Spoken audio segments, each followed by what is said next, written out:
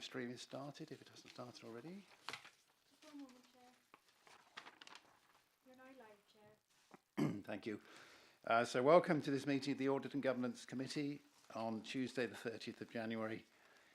For those present in the meeting room, if the fire alarm sounds, please leave the building by the nearest exit and make your way to the fire assembly point in the car park. The agenda papers and other relevant information for this meeting are available for public viewing on the Herefordshire Council website. The Council is streaming this meeting live on the Herefordshire Council YouTube channel and is making a recording. For participants in the room, please use the microphones to speak, pressing the button on the right of the unit, and speak directly into the microphone. Please ensure that mobile phones, laptops and other devices are turned to silent. Others are permitted to film, photograph and record public meetings, provided that it does not disrupt the business of the meeting. There are no members of the public present. Only committee members present in the meeting room may vote. For those in attendance as virtual participants, can I request that they use the raise hand feature within the system if they wish to contribute and to introduce themselves when they are called upon. The first item is apologies for absence. We have no apologies, so thank you everybody for attending. No requirement for name substitutes. Then move on to item 3, declarations of interest. Are there any interest to declare? I see none, thank you. The minutes of the meeting held on the 12th of December are included in the agenda. No matters of accuracy have been notified to the monitoring officer. Are you content that I sign the minutes as an accurate record? All those in favour, thank you. Item 5, questions from members of the public. There are no questions. Item 6, questions from councillors. There are no questions. So we then move on to the first substantive item. Item 7, code of conduct for councillors. And the purpose is to enable the committee to be assured that high standards of conduct continue to be promoted and maintained, and to provide an overview of how the arrangements for dealing with complaints are working together. I'll ask Sean in a moment to introduce this item, but I do welcome Jake Barrier to this meeting. Thank you very much, Jake, and for your years of service. Perhaps you might comment towards the end of the meeting about how we're getting on. So I'll go over to Sean for his report. Thank you. Thank you, Chair. Good afternoon, members. This report is about how the Council receives and responds to complaints about members under our Code of Conduct. There are 3 parts to the report, and I'd just like to draw members' attention to some headline points. The first bit is in relation to how we deal with complaints for the 6-month period to the 31st of October 2023. Firstly, paragraph 15 of your report is in relation to the number of complaints. We can see that complaints have been falling since 2021, but there has been an upturn in this part year with the same number of complaints for this year as all of 22-23. This doesn't sound ideal, but the figures have been skewed by a set of complaints for one parish councillor. Secondly, the source of complaints, this is paragraph 17 of your report, essentially who raises the complaints. 60% of this are residents, but there are 34% of the complainants are other parish and town councillors. So this is where a parish or town councillor complains about another councillor. This is disappointing, especially when this scheme is meant to be for the members of the public primarily to use. Next, thirdly is the relevant council, paragraph 18. 80% of the complaints relate to parish and town councils, which is unsurprising when considering the number that we have within Herefordshire. However, almost 50% of all complaints relate to a single parish council.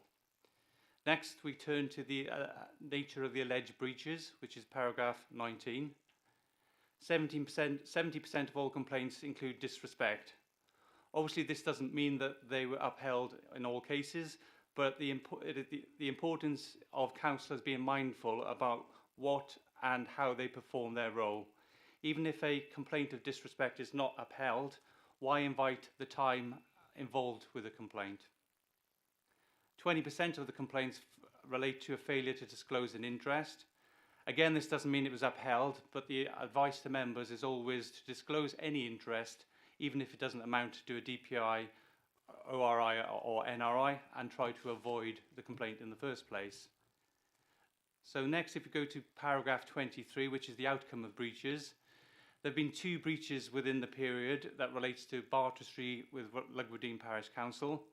We have, since generating the report, we have received an update from the Council who could confirm they have noted the monitoring officer's recommendations and they now consider the matter as being closed.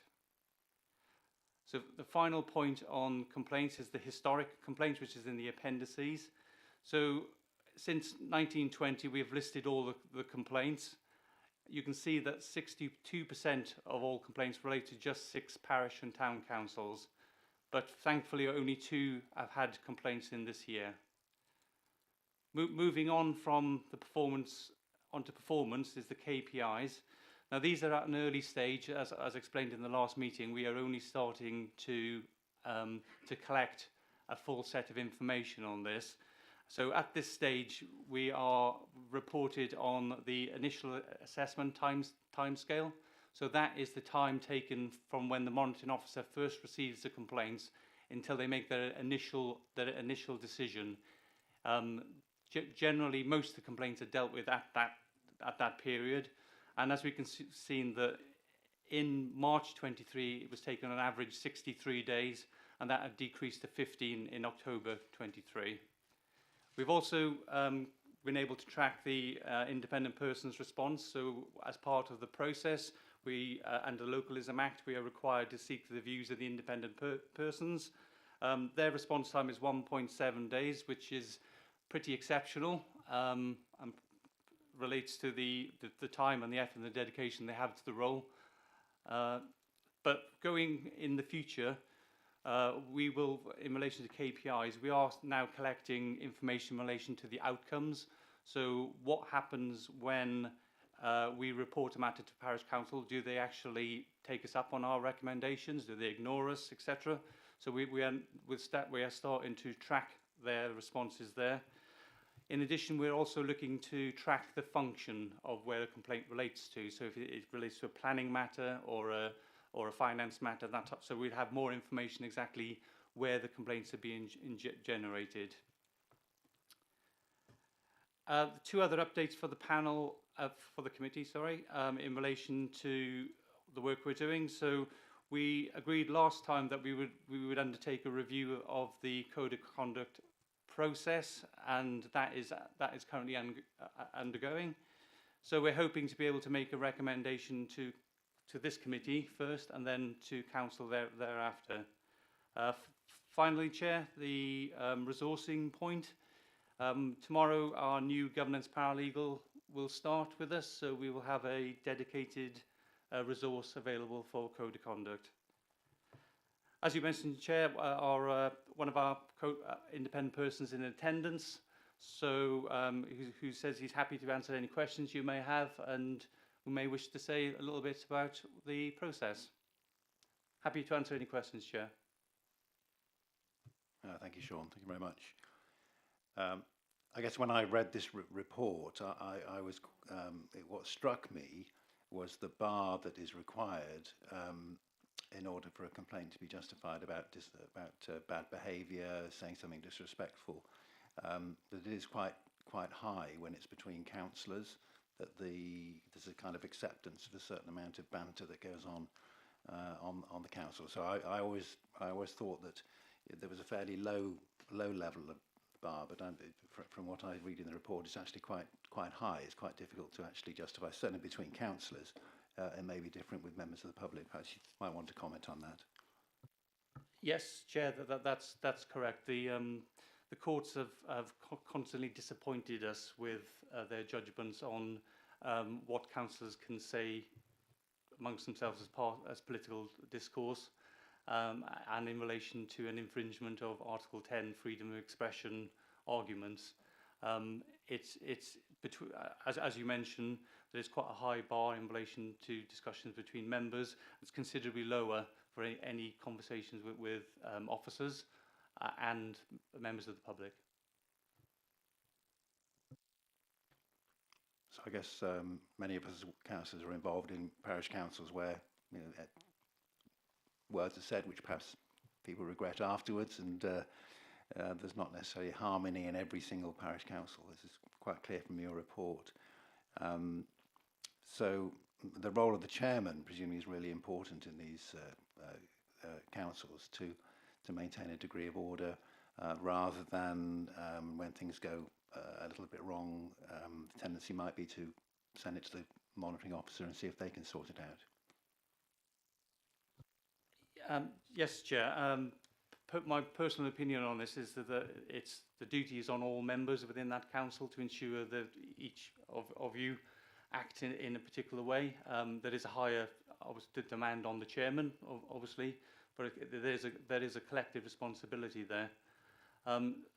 Although last time I spoke about on the other side of the border and the difference there, in Wales, the complaints can't be raised through the central to the Ombudsman unless the council itself has gone through an arbitration, a mediation process. So effectively, the members have to have this process of trying to resolve an issue before it gets elevated to the monitoring officer or to the Ombudsman. Great, thank you, Sean. Any Frank? Just to ask, difference between working on the county council and the parish council. Why would it be that that bar seems quite high on a parish council, and yet working here as a councillor on the county council, I wouldn't expect to get away with anything if I was impolite to one of my fellow councillors?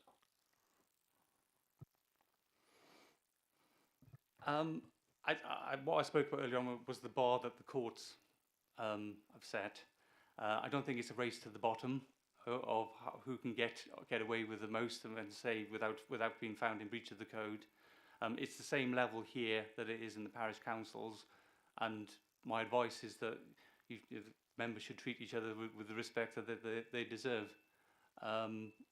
It's unfortunate that those few cases that do go to the courts actually put such a high bar on the freedom of expression to the detriment of what I'd say was good behaviour and expected behaviour. But you're right, it shouldn't be any difference. There should be the same levels of respect demonstrated at parish, town and the borough level. Peter? Thank you, Chair. Under your heading of resources in your report a moment ago, you mentioned that there's a new resource starting tomorrow, which I take it is a member of staff, is it? Is that something that we've hitherto not required, and how can we do now if that's the case? Chair, so far, the resource for the code of conduct has always been to use a member of the legal department as and when it arises. So, as you can imagine, this means that there are priorities, and then this priority would be mixed in with whatever that lawyer was doing. So what we've done, we've freed up an amount of money to pay for a member of staff whose predominant role, not everything, predominant role is to do mainly the administrative arrangements around the code of conduct. So it's just where before it was seen as something you did in addition to your role, this person's role would be to ensure that these matters are dealt with expeditiously, pushed along, people are chased, etc. Chair, I've noticed that our independent persons. Yeah, Jake, please do contribute. Yeah, Yes, thank you. If I could help a little on that particular point. Until about 3 years ago, there was an administrative member of staff engaged in doing a lot of the administration in relation to complaints.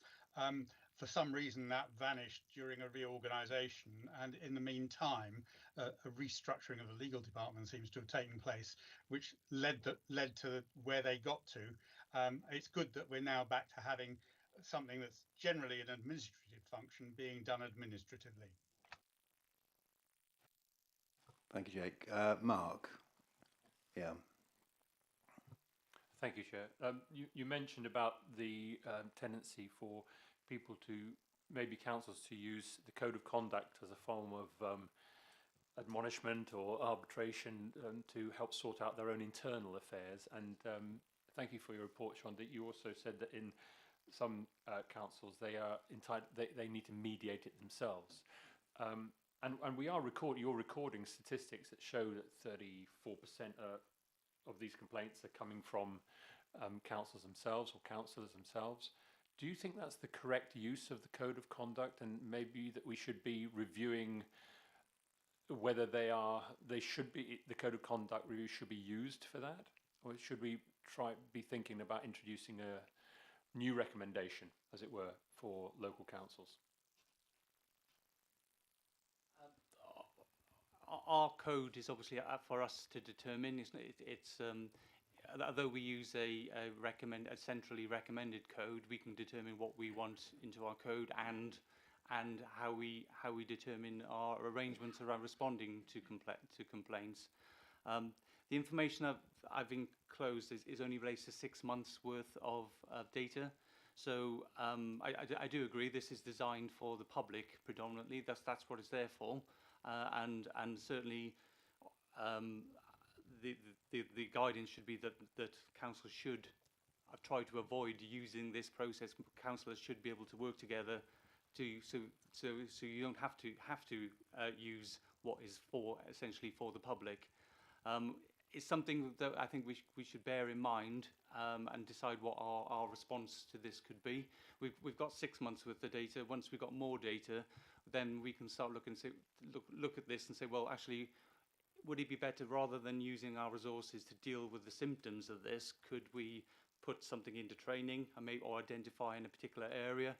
Or as you mentioned, maybe we look at this and say, well, actually, this is not what the code is there for. So we can change our arrangements. I wouldn't like to do something just off the back of one report, and I think I'd like to see a bit more information to decide, what is the best use of council resources at the end of the day. Yep, understood. Thank you. Thank you. Jake, did you want to respond to that as well? Yes, if I may. My recollection is that there have been 2 cases like this. One of them was probably politically motivated and was dealt with informally. In other words, it was batted back through the process in a way that meant it could be resolved without having to go through the whole rigmarole. The other one was more difficult, I would say. It was where one councillor on a council was, I would describe it as behaving with a degree of confidence of their rightness that made it difficult for the rest of the council to function. And I suppose there does come a point in those circumstances where it might be appropriate for a chair to take that on if it cannot be dealt with through more informal means outside a council meeting. Thank you for that. Robert. Thank you, Chair. In the organisation I work for... We'll move on after this. Yeah. Sorry, yes. Yeah. We resolve more than 90% of the complaints through an informal resolution process, and this is happening within this parish council system, as we've just heard, but it's not a formalised informal resolution. That's not a contradiction. If you have a formal informal resolution process, that can be logged as being done. It doesn't need to go through the full complaints service. So if you have a dispute between councillors or a member of the public complaining about a parish councillor, as long as it doesn't involve the chairman, there can be a process whereby the chairman signs off. There needs to be a short report that he signs off that it's been resolved informally without necessarily going to the formal complaint process.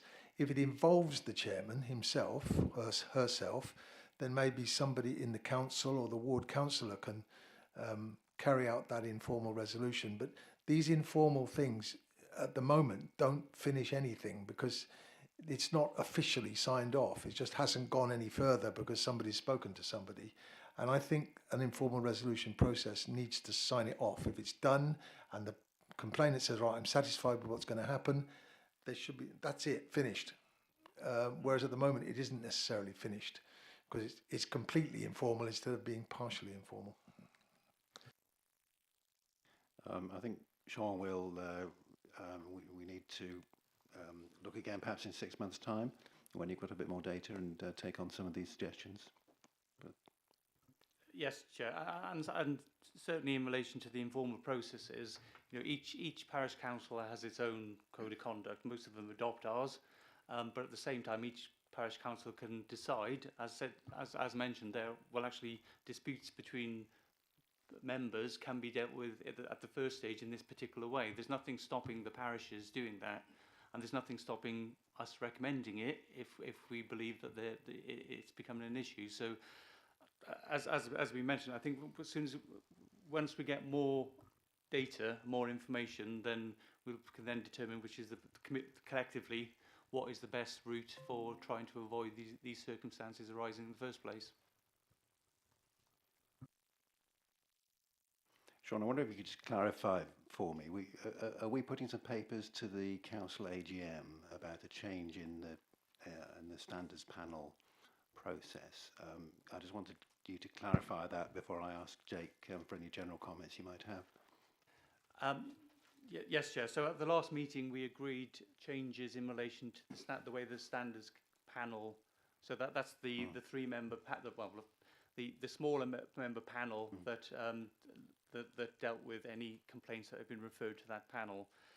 The main change came around transparency, and we felt that the members of that panel would benefit by seeing all decisions made.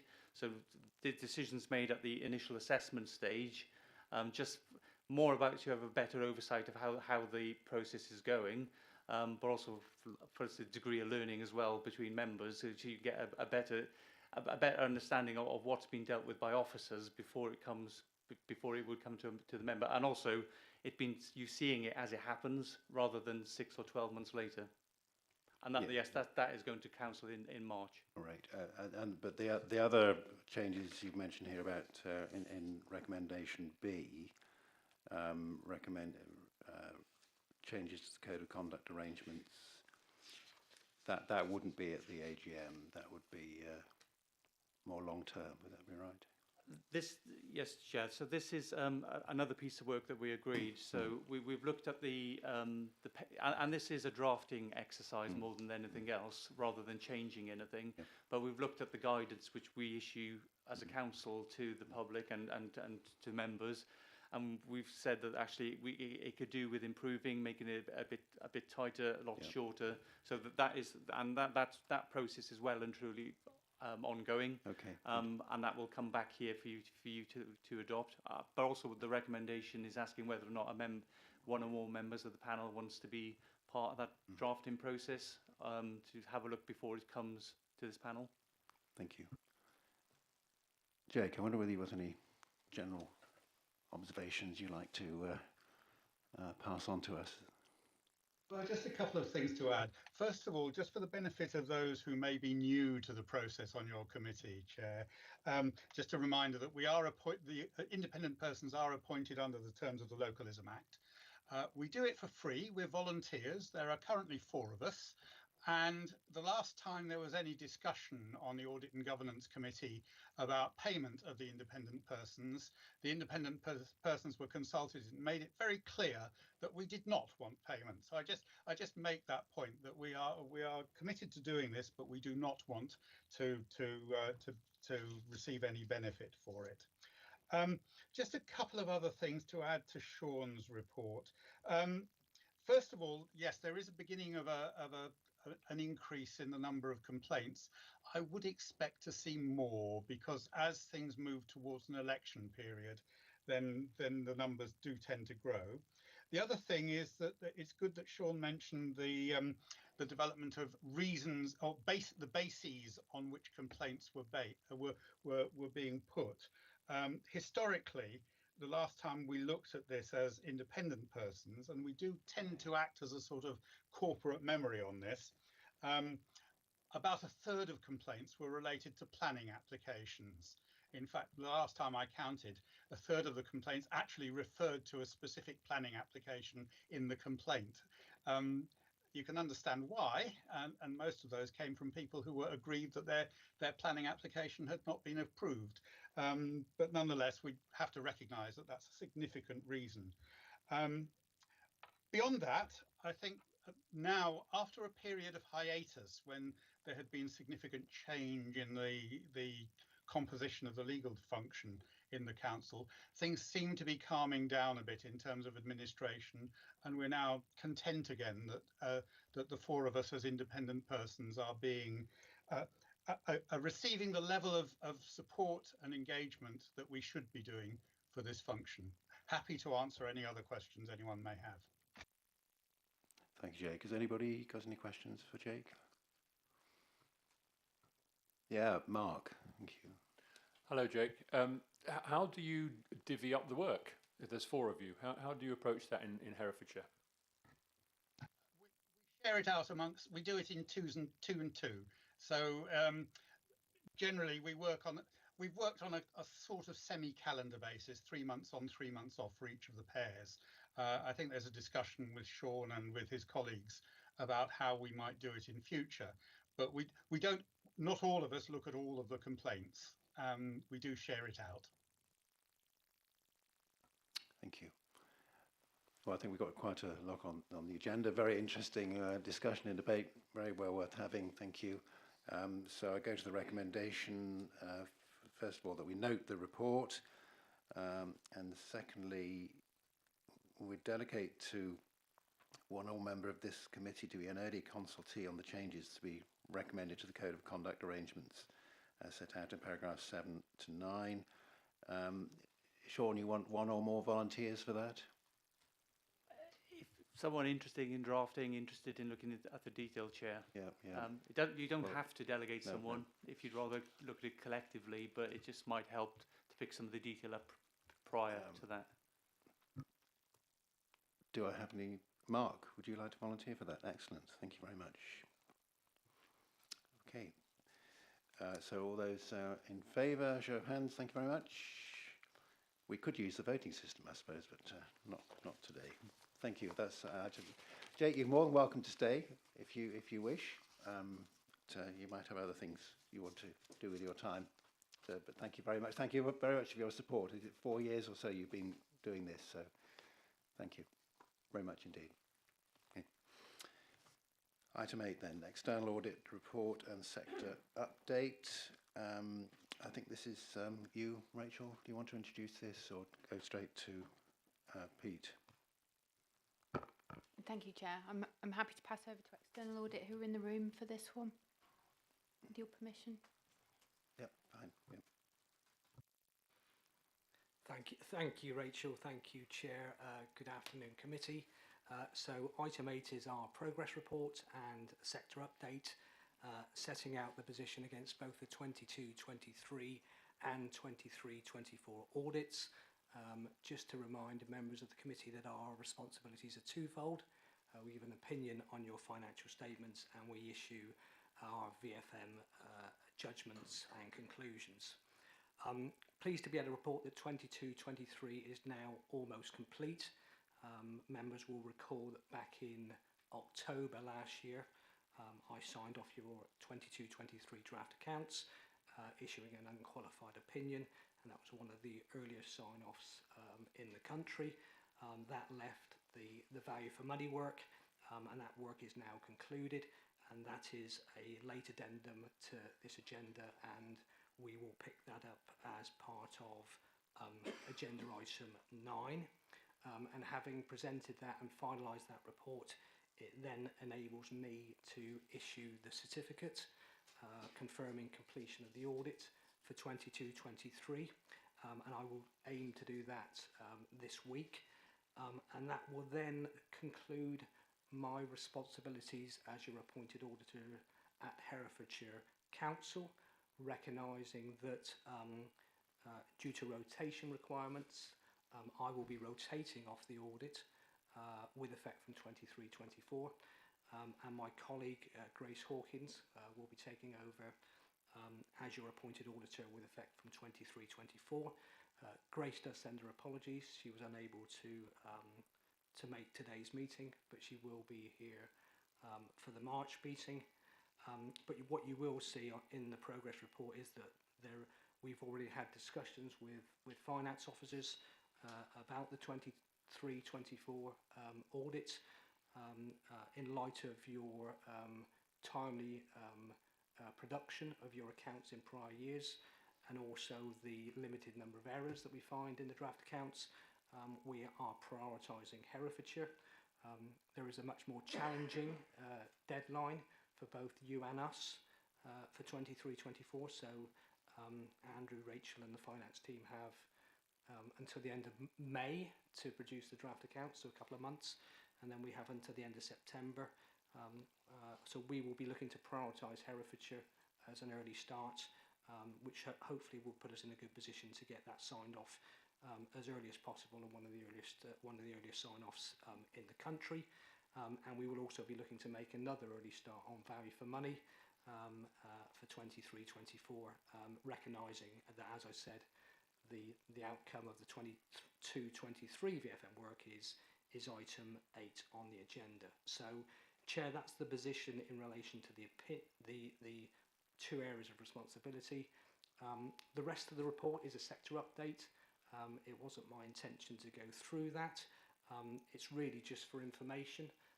It's various reports and considerations from not just Grant Thornton but the wider sector that may be of interest to members of this committee as those charged with governance, but for that matter it may be of interest to some of the wider members within the council as well. But I won't go through that, but I'm happy to take any questions on the progress or the sector update. Pete, thank you. We are in the fortunate position where a lot of the update stuff doesn't fortunately rest with Herefordshire having completed the value for money in the account. So it's we're very grateful to be in that position, both to the finance team and to your own audit. So we are very much looking forward to your successor following completely you and helping us to achieve the same completion. So, and it's nice to have your assurance that Herefordshire is going to be prioritised. So thank you for that. Any questions? Frank?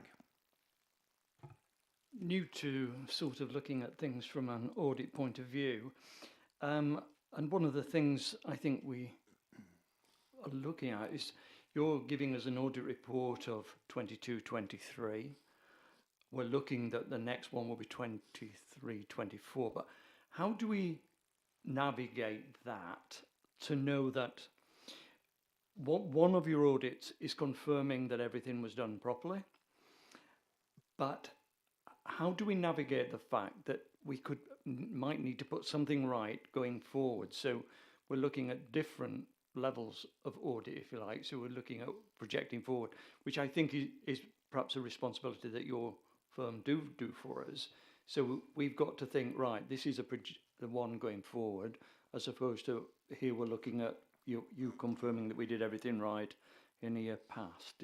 And how do we sort of navigate through that so that we fully understand exactly what we're trying to look at? Through you, Chair, if I may. Yeah, It may be helpful to just explain the difference between external audit and internal audit, because as the external auditors, our work is predominantly retrospective. So we absolutely do wait until the end of the financial year and sometime after before we do any real detailed work in relation to the accounts, because obviously what we're required to do is get those accounts and confirm based on our testing that they present a true and fair position of the council as at the 31st of March that particular year, and that they accurately reflect the income and expenditure and the transactions that took place. So it has to happen retrospectively.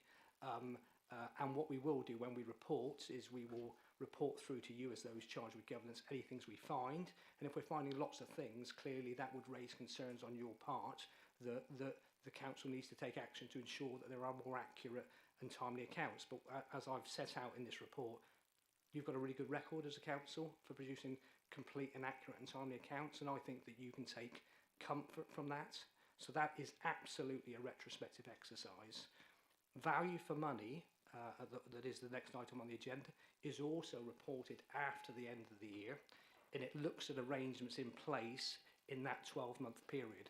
But some of it does also look forward, particularly the financial sustainability, because by definition, we can look at how you've worked as a council in the year in question to maintain a balanced budget and deliver within an ever tighter, ever increasing demands on your services, ever increasing restrictions in terms of funding. So we can comment on that, and we do. But that is once again retrospective, whereas internal audits provide management with assurances over controls, risks, internal control, that sort of stuff. And they will do work during the year and provide you with further assurance that in terms of what's actually happening in that year in question. So you get a cumulative assurance from us and internal audit. Very long answer, apologies. Thank you very much. Robert. Yes, a very brief one. At a previous meeting, you explained some of the national situation that was leading to delays in the production of internal audit reports. I think recruitment was one of your issues. Can you just briefly tell us what the national situation is now? Yeah, absolutely. So just to clarify, I don't think it's a delay in internal audit reports. I think it's a delay in external audit reports. So the delay is predominantly on the side of the external auditors, and there is a recognition that the quantum of work that auditors need to do, external auditors need to do to discharge their role has increased exponentially over even the last 5 years. If I look at what an audit looked like 5-10 years ago and what it looks like now, they're completely different. We have to spend so much more time, and we actually take up a lot more time of your officers as well, getting the assurances we need to be able to discharge our responsibilities. It's a lot more thorough, and in my view, provides you with a lot more assurance as those charged with governance. But that increased workload has necessitated firms, including Grant Thornton, to recruit more individuals with the right skills. That's been very challenging, and that has inevitably resulted in a delay across a large number of councils in their accounts being signed off. Fortunately, that's not the case here at Herefordshire, but as of today, there is close to, I think, 900 audits that have not been signed off in 2022, 23 and prior years. There's 500 councils out there, fire authorities, pension funds, police authorities, and there are about 900 audits that haven't been signed off. Some of them will have 3 or 4 years, others will just have 1 year, but that just gives you an indication of the challenge that's been the sector's facing. And more recently, a decision has been taken by government to introduce what they call the backstop. So any audits that have not been signed off by the auditors by the 30th of September this year, 22, 23 and prior years, will be backstopped, which means the auditors will stop their work and they will issue a disclaimer saying that we haven't completed the work on this audit, and then they will move on to 23, 24 in order to reset the work that we do. And then on the value for money side, the value for money work is driven by the NAO code. The NAO code changed 2 years ago. It necessitated much more work, a much more thorough review of your arrangements as a council. When we come on to item 9, you'll see that it's a very lengthy report. So that takes a lot more time as well to do. And once again, we've had to recruit up as a firm, VFM specialists to deliver that work going forward. We've been quite successful, other firms haven't. And is the national situation getting better or not? Well, it will get better once the backstop is introduced in relation to the accounts, but the backstop is not an easy way out, because if I don't issue an opinion on a audit for 22, 23 or 21, 22, when I come to do the 23, 24 audit, how do I and my team get assurances over the opening balances? So it becomes a much more involved and complicated audit. So the backstop is welcome, but it is absolutely not the panacea, and it is absolutely not a perfect solution. And there will be challenges going forward. Unfortunately, Robert, we needn't be too concerned about it ourselves. So, good. Well, I think, Mark. Thank you, Chair. And this is where I might get muddled up. So 22-23, that's to March 2023, but you're also giving us a progress report on the 23-24. Yeah, absolutely. So the financial year is the 1st of April to the 31st of March. So 22-20. So we've done the work up until the 31st. And that's the supplement that we've got? So that is 22-23. Yes. That's the second area of responsibility. Hence the reason why I was able to indicate that 22-23 is now complete, because that is the final part of the jigsaw, as it were. Okay, so good. I've got a question then on that. Thank you. If you have a look at the agenda supplement that we were sent through on, I think it's this is page 21 of the scrolling thing, but page 15 of the actual supplement. So depends what your numbers are like. You state there that whilst recognising that the recent past has been significantly impacted by COVID-19 pandemic, the scale of the savings required is unprecedented for the council, and early indications are that it's already falling behind plan for the very low level of savings in 2023 and inevitably increased pressure in 23-24. So those early indicators, are you going to continue monitoring them so that we can see in 23-24 whether you were right, those early indicators are of concern? How do you continue that, provide continuity, sorry, on that report? Through you, Chair. I'm absolutely happy to answer that question, recognising I think we were going to move on to that particular item Next. on the next item on the agenda, but I'm happy to take that now, or Neil can, or we I can. think it would be appropriate for the flow, yeah. So in terms of responding to that particular question, clearly this VFM work is undertaken every year. So what we do is we would look, as part of the 23-24 VFM work, how the council has developed and moved on, and how it's actually delivered in the year in question. So we will be very interested in the outturn for 23-24 when we report the VFM report this time next year. We'll also be very interested in how the budget's been set for 24-25. And you're going through the final stages of that now. It will go to full council at the end of next month. So we will every year be going back and revisiting a whole raft of areas in relation to financial sustainability to comment on the arrangements that the council has in place to balance the budgets going forward. Thank you. Thank you very much. And you're handing this baton over to a new person, and so it's going to be their role to make sure they do that checking. Yes, but clearly we have colleagues who specialise in value for money. So I'm joined today by Neil, and when we come on to the next item, I will give a bit of a context, but Neil will take you briefly through the findings, because Neil is part of our value for money team who specialise in undertaking the VFM work, and clearly Neil and colleagues will be involved in the 23-24 value for money work. I think that's probably a convenient time for us to just confirm the recommendation in item 8, really noting the report and progress made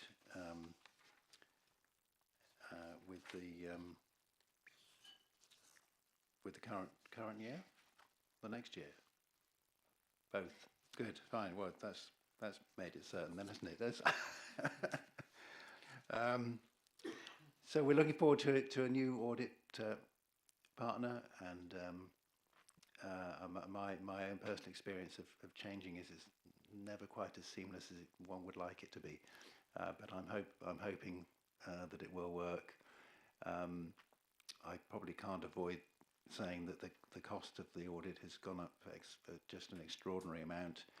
I think I did ask at last meeting whether, because of that increase in income, you could guarantee things would be better. You weren't able to give that guarantee, but I'm hoping that will be well resourced this year across the whole, really, the local government sector. So that'll have a positive knock-on effect for us. And you're staying working in the local government sector, I imagine, Pete, are you? Yes, Chair, I'm not going anywhere. I'm based out of Bristol still. Yeah. Amongst other things, I'm going back to Worcestershire County as the appointed auditor, where I was a number of years ago, and that's driven by the rotation. But importantly, I am around and based in the same office as Grace and Ross and the rest of the team, who will be delivering the audit for 23-24. So I will be involved in the planning that's currently underway. Thank you. For 23-24. And you may be back with us in 2 or 3 years' time anyway. So Possibly. that's fine. Okay, so there's a recommendation in the papers. Do I have a show of hands? All those in favour?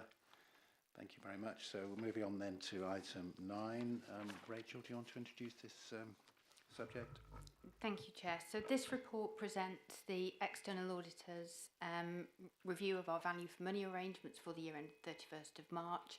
And as Pete has already mentioned, this concludes their work on the 22-23 financial year.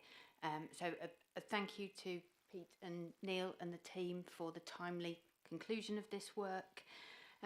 The value for money arrangements fall under three criteria: financial sustainability, governance, and what we refer to as the three E's: economy, efficiency, and effectiveness in our use of resources. And I'm sure Neil and Pete will go into more detail in terms of the work completed in each of those areas. But in terms of financial sustainability, to respond to the previous question, that work this year has included a detailed review of our savings proposals for the 23-24 budget and the work that is involved in setting that budget. In terms of the outcome of the report, for financial sustainability and governance criteria, there are no significant weaknesses identified.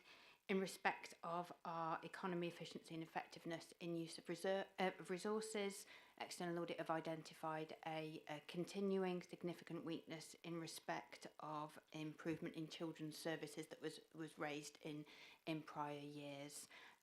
And with that, I'll hand over to Pete and Neil to provide some more information. Okay, thank you very much. Thank you, Rachel. I think you've stolen my thunder there. I mean, not a lot really to add before I do pass over to Neil over and above what Rachel said. But I suppose perhaps just to give a bit of context, because I think this is quite important, if I could just refer members of the committee to right at the back of the report, so Appendix B, which is on page 44. So I'll let you give you a little bit of time to get there. But I think it's quite important that we just talk about the potential recommendations and the different type of recommendations that we can make as auditors. As Rachel said, value for money means lots of things to lots of people, but in terms of the public sector, local government, it is based on the NAO code, and it's the three areas that Rachel referred to: financial sustainability, governance, and the three E's. That's what we're interested in. And when we look at each of those areas, we look at the arrangements that are in place. And on page 44, we set out the type of recommendations we can issue. And you'll see at the very top of the table on page 44, we have what we call statutory recommendations. And these are reserved for the most serious concerns that an auditor may have at a council. They are the nuclear option. They are when things go fundamentally wrong and we feel the need to make it very high profile. And amongst other things, it necessitates a formal response from the council, from full council within a certain period of time. These are few and far between, but I think it's fair to say that they're becoming more frequent. And my reflection is that they are predominantly around financial sustainability, and that's, I suppose, you could argue inevitable, given the austerity and the financial challenges facing the sector. So statutory recs are being issued more frequently where councillors are on the brink, and you will have heard of section 114 disclosures, etc. But we're also seeing a lot of them and an increasing number, and it's interesting, it relates back to what Sean was covering on the previous item, which is in relation to governance and challenging relationships between officers and members, between members, decision making. Are councils making decisions based on complete and accurate information? And there are lots of issues arising across the country where that is not always the case, and that's resulting in a number of statutory recommendations. So they are rare, but they are increasing, and really importantly, we're not in that realm here at Herefordshire. There's no concerns anywhere near that level. That takes us down to the second level, which is key recommendations. And these, as Rachel said, are those where, on balance, we think one or more of those three areas, we do not think you have arrangements in place for ensuring value for money. And as Rachel said, the only area this year, and actually it was the only area last year as well, that we had that concern, was the three E's: economy, efficiency and effectiveness. And actually it's only one issue driving that key recommendation, and that's significant weakness in this year. It was 3 in the prior year. 2 of those have been cleared and we're happy with them. There's only 1 left, and that is really children's services. You have an inadequate rating that still exists. I know there is lots of ongoing reviews and engagement with Ofsted and lots of visits and follow-ups, but until you've formally gone through a formal revisit and being recategorised, that will always result, an inadequate rating will always result in a significant weakness in the 3Es. So that's the one area you've got. And actually, the direction of travel is positive because there were 3 weaknesses in the 3Es in the prior year. And then we move on to the improvement recommendations. And improvement recommendations are the lowest level of recommendation. What we're saying is an improvement recommendation is about refining and building on arrangements that are already deemed to be sufficient, but clearly what we're trying to do is share best practice, and we recognise that arrangements need to evolve. So a classic example is the financial sustainability, where we've got a couple of improvement recommendations. The challenge facing all councils is increasing, and therefore 10-15 years ago your budget setting, monitoring, reviewing process would not have needed to be as robust and strong as it does now, because the levels of savings weren't as great, the funding was greater. Therefore your arrangements are being tested like never before, and therefore arguably the bar is raising every year when we come in to look at the VFM arrangements. So you have a small number of improvement recommendations. They're not significant, and they're probably lower number than I'm seeing in lots of other councils, but nonetheless they are aimed at further refining those arrangements that are already deemed to be sufficient. I'll stop there, but I'll just let Neil just say very briefly, just talk about each of those 3 areas, and then we'll take questions. Thank you, Pete. Good afternoon, everyone. We've not met before, so very, very briefly, I've been working in public sector audit for over 20 years. Some of that was with Rachel in a previous life, many years ago. Qualified accountant for about 15 years. Pete's talked about the challenges that audit firms face. Part of Grant Thornton's response to those challenges was to set up a dedicated value for money team, which I joined this time last year. So instead of doing mostly financial statements audits with some value for money work, now I only do the value for money work. That's what I specialise in. Part of a relatively small team, and this year I've led on 9 reviews. I think it can be quite difficult for officers and members sometimes to look outside your own council and get that sort of context. But it's important, I think, that we can add value by giving that context. So when Pete talked about closing the audit, signing the certificate, of the 9 pieces of work that I've worked on and completed, Herefordshire is only one that's going to be able to be signed off, because for all the other 8, they're still working on the accounts audits for 1 or more years. So that's in itself an achievement, and you should be proud of that. Grant Thornton across the country, Pete said there are about 500 audits. Grant Thornton does about 140 of those. So I work as part of a team that's overseeing all of those, a small number of us leading on those. So we can try to add some sort of value and context for you, because I think sometimes it's quite difficult when you look at your own council. You probably, like looking in the mirror sometimes, isn't it? You only see the bad bits. So hopefully we can try and put some of the stuff that's in the report in context. What I've seen across all of the clients I've looked at is challenges in financial sustainability, which basically means trying to balance your books over the next 5 years, meeting ever increasing demands in adult social care, children's services in particular. The long-term impact of COVID and the lockdowns is still working itself through, so we don't know what impact that's going to have. But without using reserves that Andrew and his team have taken years to build up, easy to spend, very difficult to build back up again. So your officers need to get that balance right between providing services but not using the reserves. And all councils are in the same boat. We also see, wherever we look, challenges with adult social care and children's services, both in terms of financially increasing demand, but as Pete mentioned with the Ofsted report, there's a lot of councils now getting Ofsted reports that aren't what they would wish to see, and those issues stay around for a number of years. What differentiates councils is how they respond to those challenges, and what we've seen at Herefordshire is a very positive response to those challenges that it faces as a council, and that's members and officers working together to make difficult decisions in a timely way that prevent children's services being taken away and run externally, which is on some of the clients I'm working on. That's what's happened. They didn't respond to, they're no longer responsible for children's services, somebody else does it. Or, as Pete said, some of the councils effectively declaring themselves bankrupt because frankly they've run out of money. So your officers are taking, with appropriate member support, taking those difficult decisions to avoid that. Pete's mentioned some of the progress that we've seen. If we focus on those key areas from last year, first of all, yes, the Ofsted recommendation is still there, that issue around children's services, but what we've seen and tried to reflect in the report is actually the council's investing significant sums of money in children's services. It's working with the Commissioner, it's working with other councils who it's been put in touch with, who you know, it's able to learn from, and the direction of travel is very positive. And we tried to reflect that in the report, including the inspection that happened in October, although it was outside of the period we're looking at. We tried to include that in the report so it's up to date. Pete's also talked about the other two recommendations that were made last year around, predominantly around contract management. Council's addressed both of those. One was a legal issue where we didn't feel you were watertight on the legal advice, sorted that out, got that in place.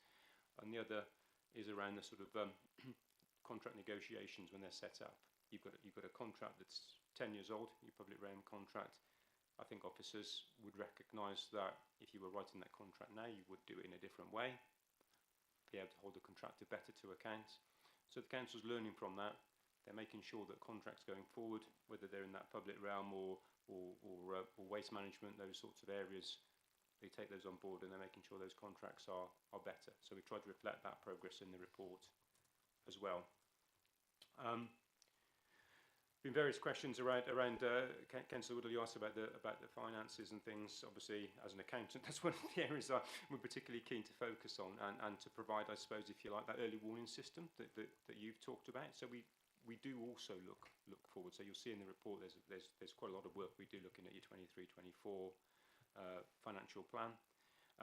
What we've set out in there is we think that was realistic. So, for example, I mentioned in there that some of the key assumptions that we're using, inflation's in there at 8%.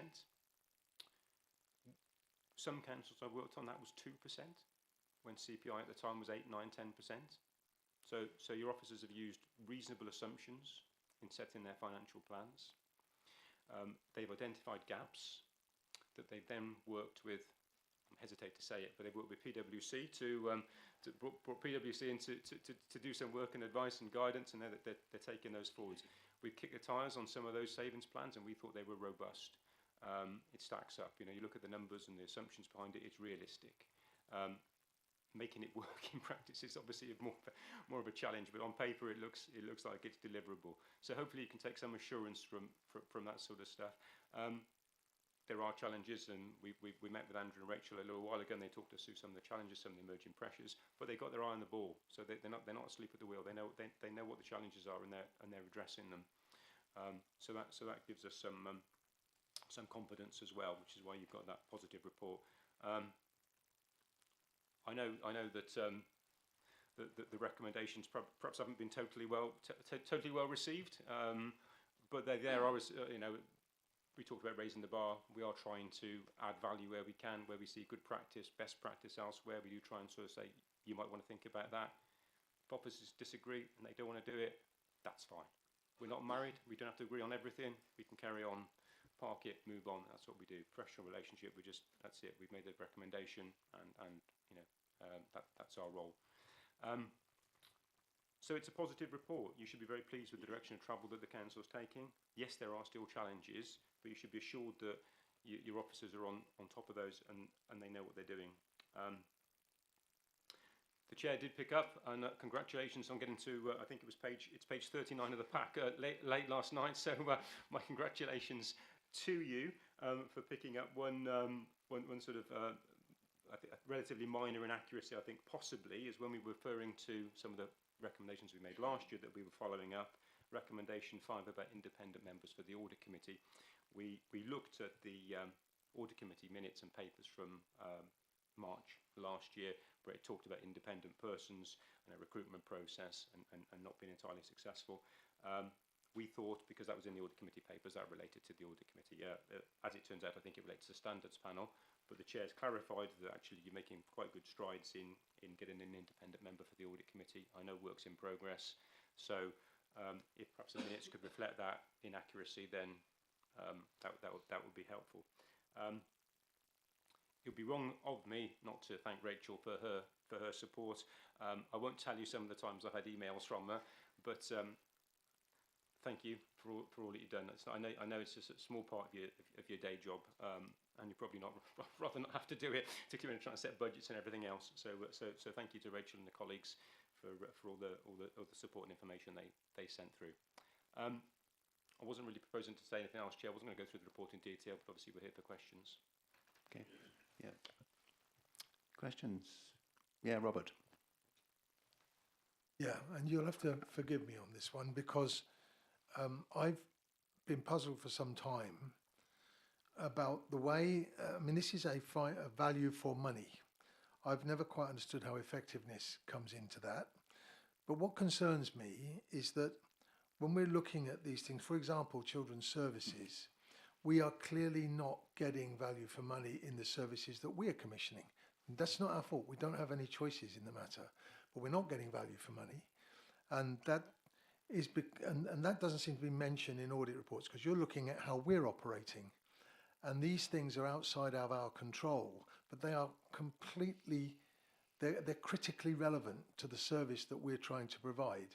The fact that nationally the average is £6,000 per week to keep a child in care. And that's a shocking figure. And if you look at the statistics on the companies involved in providing care,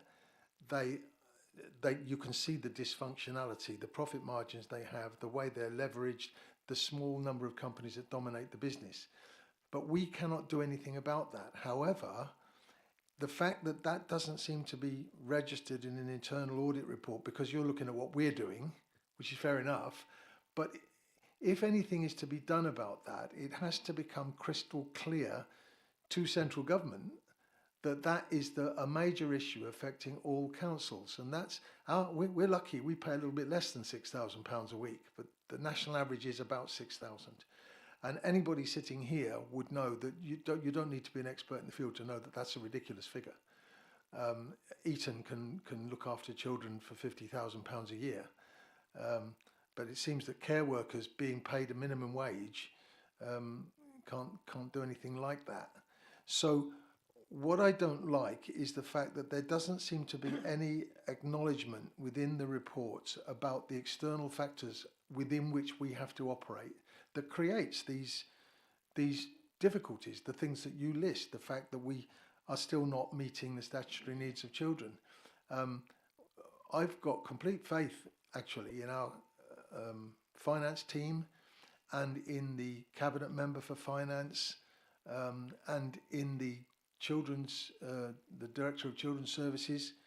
But the fact that they're operating within a landscape that makes it very difficult for them to achieve the objectives that are being set and that you highlight doesn't come out of the report. And perhaps you feel you can't because you're talking about what we do.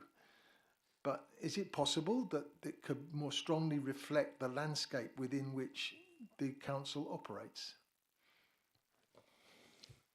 Yeah, Neil, please. Yeah, thank you. Through you, Chair. Yeah, I mean, you're absolutely right. It's a national problem. Obviously, it is. We've tried in the sort of the graphic text box on page 32 to put some of the sort of the context around it, recognising some of the challenges that you're obviously aware of and that I discussed before.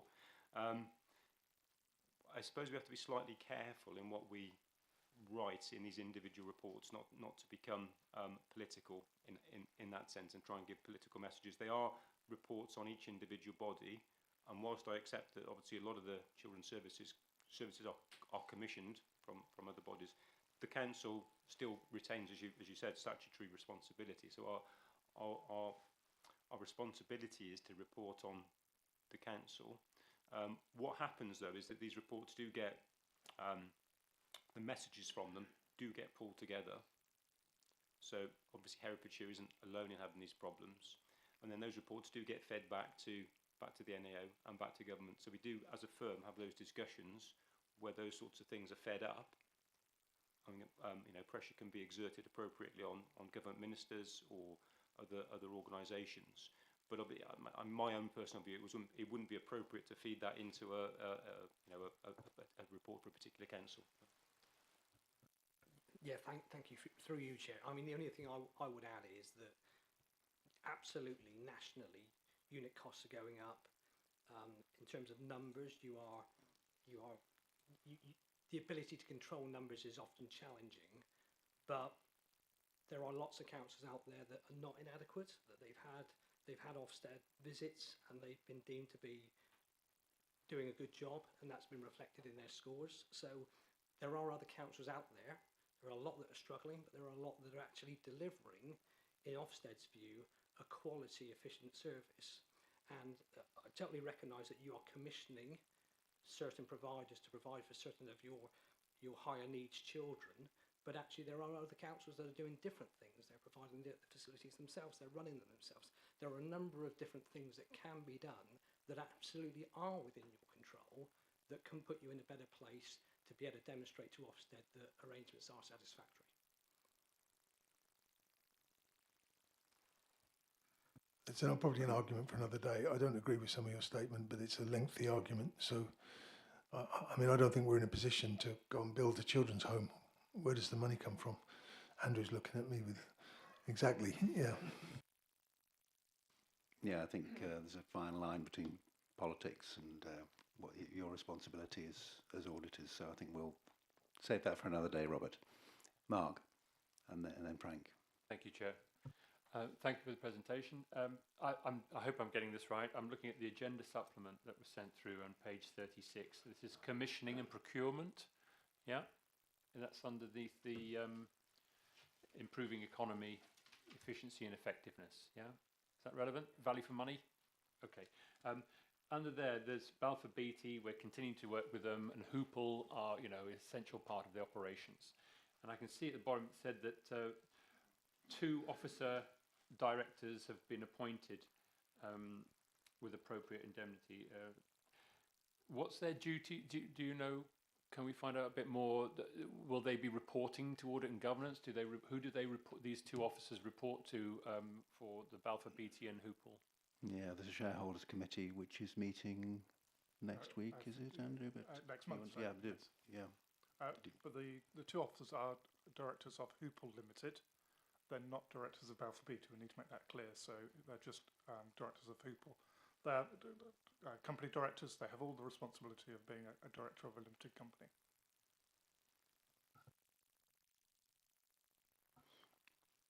Frank. Oh, and then Aubrey. Frank first. So just going back on something you said about children's services, was what exactly would happen if children's services were taken away from a council? But I want to look at that purely. I have always taken it very seriously that we're corporate parents of all the children that we are responsible for, and as a grandparent of 16, I'm very concerned about the welfare of children. But what actually would happen to the children and the people who look after them if we as a council weren't responsible for them? Would they be worse off, or would it be out of our budget and they might be better off? Frank, I'm not sure that's really a question for the auditors. But Okay. Neil, So I'm currently working on a review of a council where they had an inadequate Ofsted inspection, and they did not make sufficient progress in Ofsted's eyes. So services now are provided by a children's trust. So what they've basically done is they've lifted and moved it to a completely separate organisation run by different people, essentially. The challenge is that the council, as you quite rightly pointed out and we discussed earlier, is still statutorily responsible for those children. They can't pass on the statutory responsibility to the trust. They also have to pay for the trust. So they've lost an element of control, but they've still got the statutory responsibility.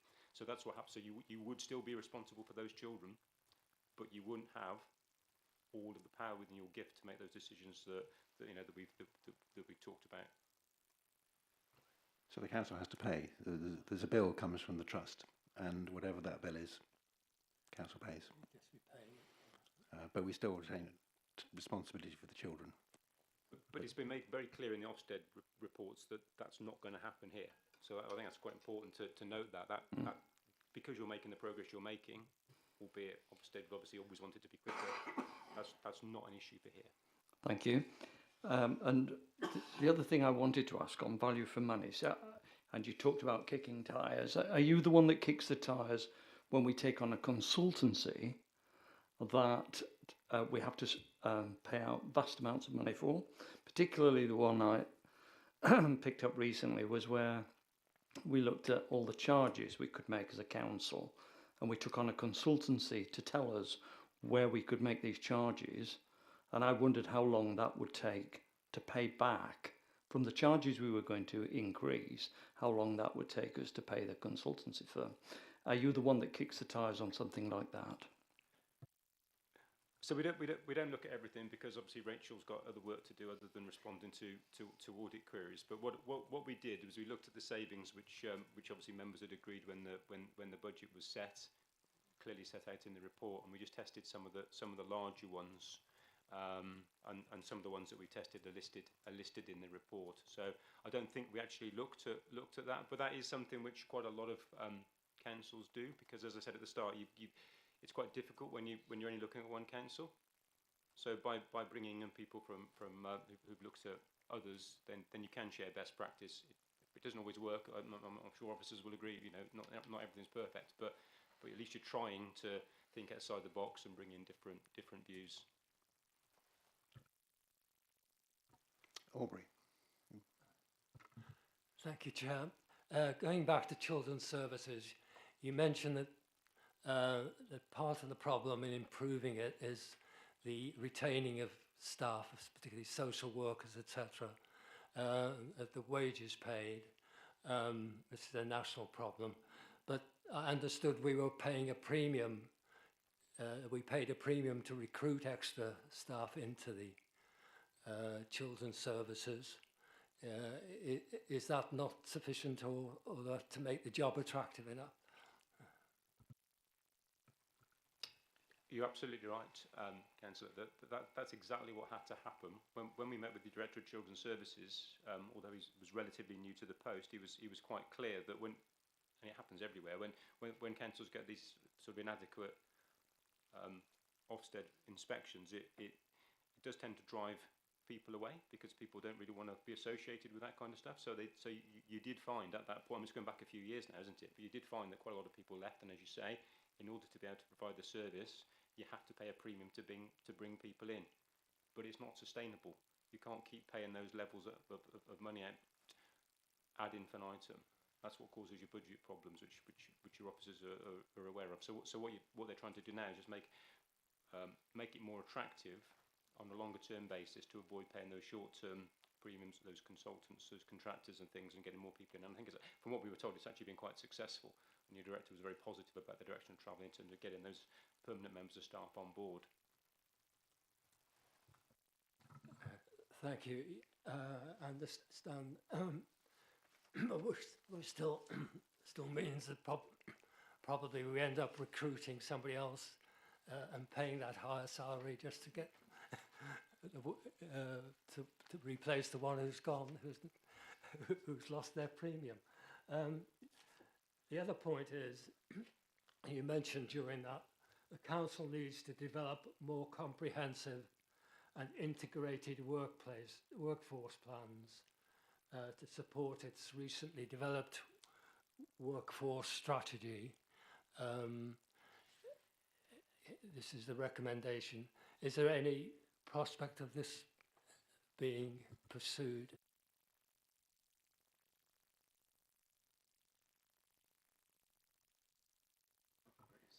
Thank you. Through you, Chair. The recommendation that you're referring to is on page 41 of the report, and that's a prior year recommendation. So as part of the external auditor's work, they follow up on recommendations previously made to monitor progress against that.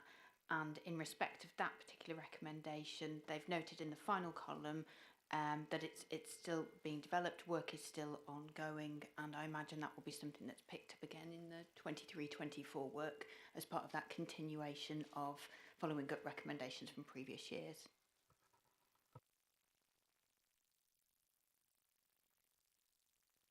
Thank you.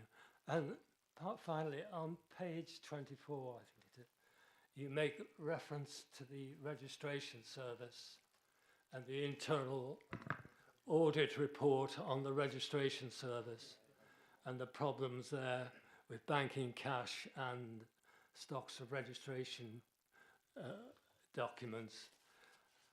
From the report I obtained from the Registrar's Department covering 2022-23, it appeared that most of the problems identified had been overcome.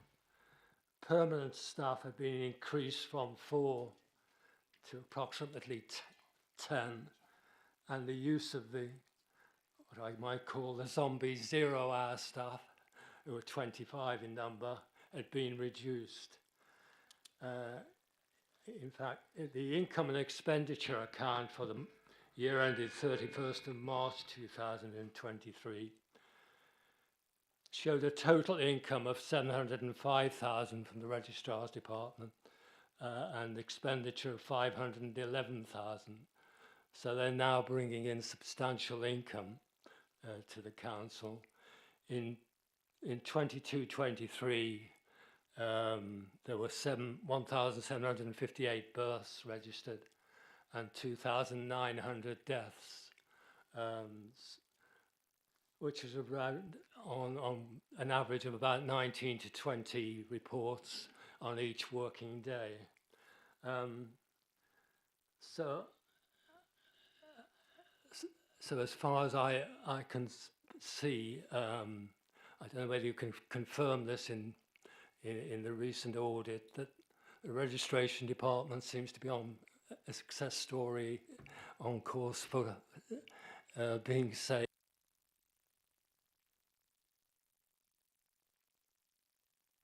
Aubrey, is that in the internal audit report, or is that the internal audit report or the external? That was an internal, but the external auditors have mentioned it. Okay. Yeah. On page 20. Page 20. I'm not aware that that's in our report, Chair. So it might be one for. You mentioned page 24 of.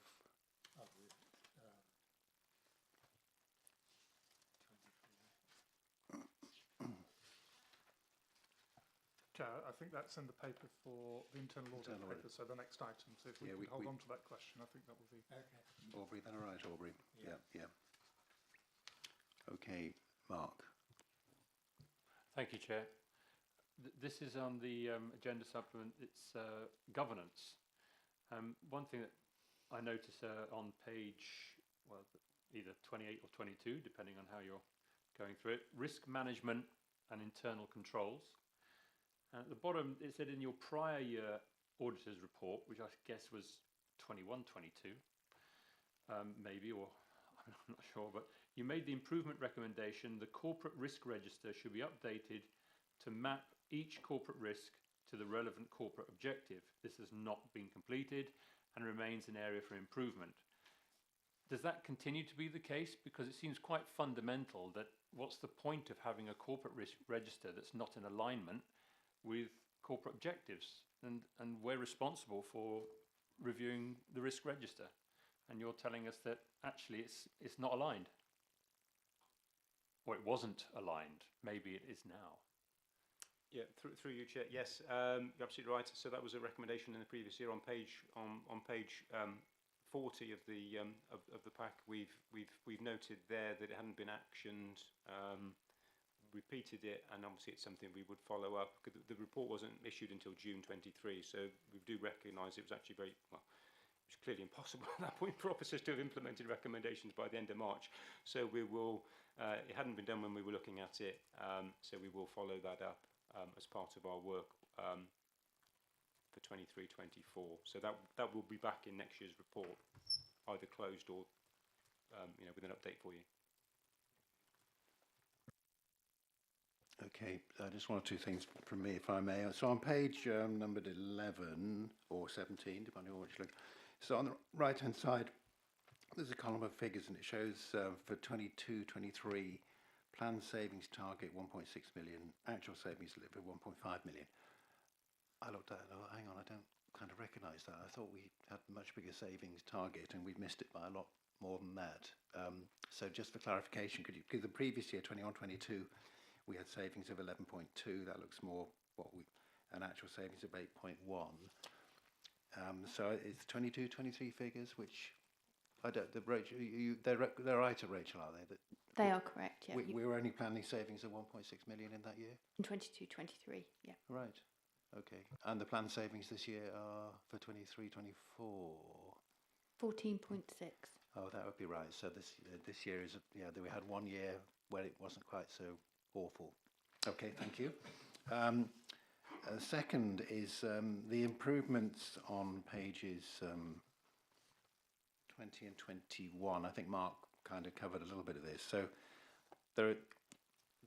these aren't the key ones. This is just kind of nice to have. So there's a bit of debate obviously going on between the external auditors and council management, which I think is fine and robust.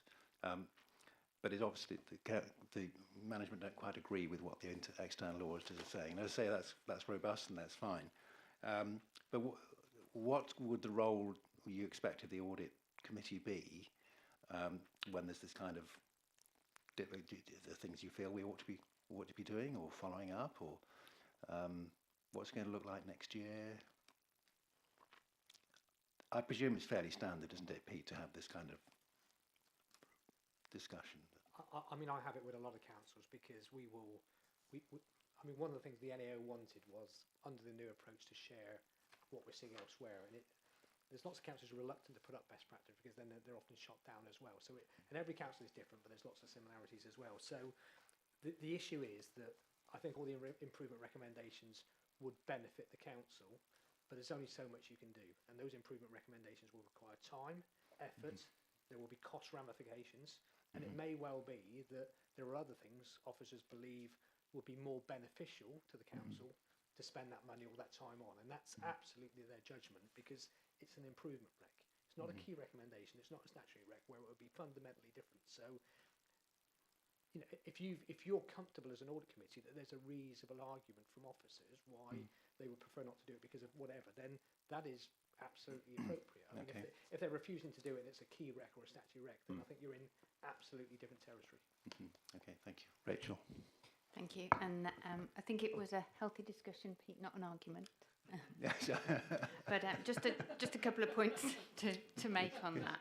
I think Pete's already referred that these are the nice to haves, and what they're not suggesting is that we don't have robust arrangements in place. And in our management response, we have noted and accepted the advice and the best practice that Audit have included in their report. But what we've noted is that we've got alternative arrangements in place that we believe are addressing some of the concerns that they've raised with that recommendation. Okay. And my final question is on page 30 or 24. Standards and behaviours, where halfway down it says a single record of all external, regular and internal audit priority recommendations, so that, amongst other things, the Audit and Governance Committee can proactively monitor implementation. So is that in our programme? And are there any steps which we need to be taking as a committee in order to follow up on that? I don't know who that question is directed to, I'm afraid. Rachel, you've got your finger on the button. I can take that. So we already have a log of all of the internal audit recommendations, and we're working with SWAP at the moment to collate so that we have that one version, that one record for you to monitor as those charged with governance. Yeah, yeah. So at the last meeting, we commented on the length of those and how some were quite old, and we said, can you go away and have a look and see which are relevant anymore, and work with SWAP on that. So that's the work in progress. So we're doing that already. Good. Thank you very much. I think I'll move that we close this. Oh, Mark, did you have another? No, you didn't. No, you were saying get on with it. Right. Okay. Yes. Okay. Well, look. Well, Well, I suppose, Pete, just thank you very much for all this work. It's a little bit disappointing that having got a green last year on the sort of first main page, we've now gone to amber. But I do understand that's because you've decided to raise the bar and make it more difficult for us. We're always striving to get greens, but it seems they become increasingly elusive. But that's the decision partly of central government or whoever's managing us to make it more difficult for us to achieve that. So it's a little bit disappointing that we haven't achieved a green again. But I think in all the standards, we have maintained the standards. There are no issues. So I think I think there has been again a robust discussion between yourselves and the council officers to try to get a green colour there, but they've been unsuccessful. So we look forward to the new audit and moving on to getting that completed on time. Thank you very much. So I need to officially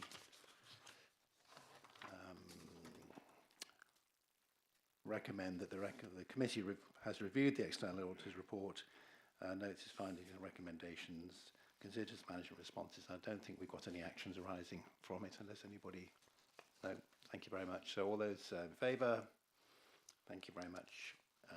We will take a 10-minute coffee break. Thank you.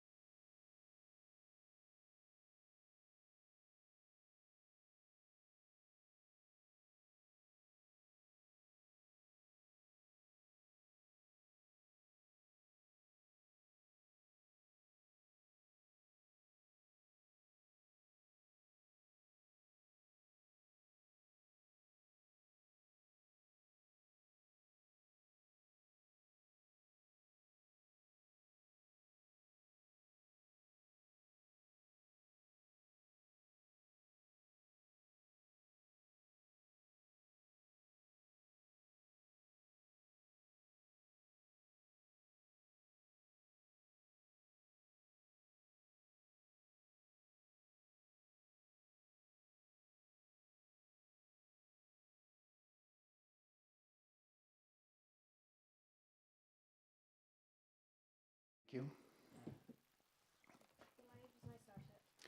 Okay, so we're reconvening this meeting of the Audit and Governance Committee, and we're on to item 10, which is the Anti-Fraud, Bribery and Corruption report, and Jonathan Nelson is going to introduce this item unless somebody else wants to do it. No, I think over to you. Jonathan, we're trying to keep it to half an hour in total, if that's possible. If you start off with about 10 minutes, and I might give you a little bit of a warning then, and then we'll have plenty of questions afterwards. Thank you. Good afternoon, Chair, and good afternoon, members. Can I just double check that everybody can hear me? Yes, I think so. Thank you. Brilliant, thank you. Okay, so for the benefit of the committee, I'll just briefly introduce myself as the counter fraud manager for the council. I have over a decade of experience specialising in the counter fraud sector specifically, and I've led our council's fraud response since I joined in April 2020 at the start of the COVID pandemic. The counter fraud service which I operate has responsibility for investigating fraud, theft, irregularity and corruption across our authority. It also has the responsibility of introducing new measures to prevent and deter the risk of fraud. I present the annual fraud report for the previous calendar year covering 2023 to provide the committee with an update on the counter fraud activity that we have undertaken across the council services. This report is closely aligned to the 4 strategic pillars that we use in our anti-fraud strategy, and these are outlined within section 6 of the report, which ensures that we are not only seeking to deal with the reactive side of investigations, but also improving our proactive measures to prevent and deter the risk of fraud. During 2023, I note that there's a significant increase in the number of referrals being made to the counter fraud service, and I hope that this provides assurance to the committee that we have effective reporting avenues in place and that people do feel confident to use them to report allegations of suspected fraud. We also have a twofold increase in the number of fraud alerts that we raise internally to council services, and a threefold increase in the number of cases that were investigated to completion during 2023. This has been achieved through collaboration and effective partnership with our internal services and with external agencies. The report also includes an update on the work that's been undertaken by our parking enforcement and information security teams in relation to blue badge fraud and cybersecurity fraud as well, and aims to further demonstrate our resolve in tackling and reducing fraud against the council. I'll therefore stop there because I know we're relatively short for time, but hopefully I'll be able to do my very best to answer any questions that members may have, and I'll pass it over to you, Chair. Well, Jonathan, that's remarkable. That's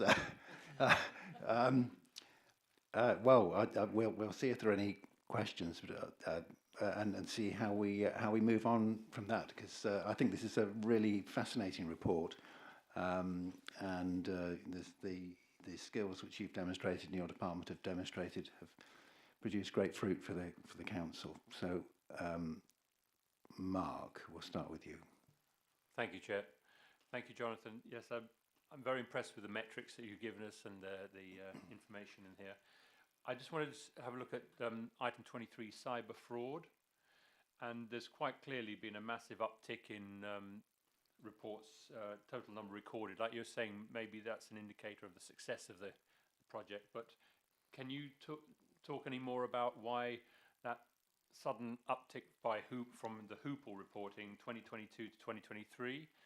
And maybe would it be more helpful for us to have this graph using a monthly time trend rather than annual, because there might be some seasonality there or some other indicators that, some other information that could be gained from that.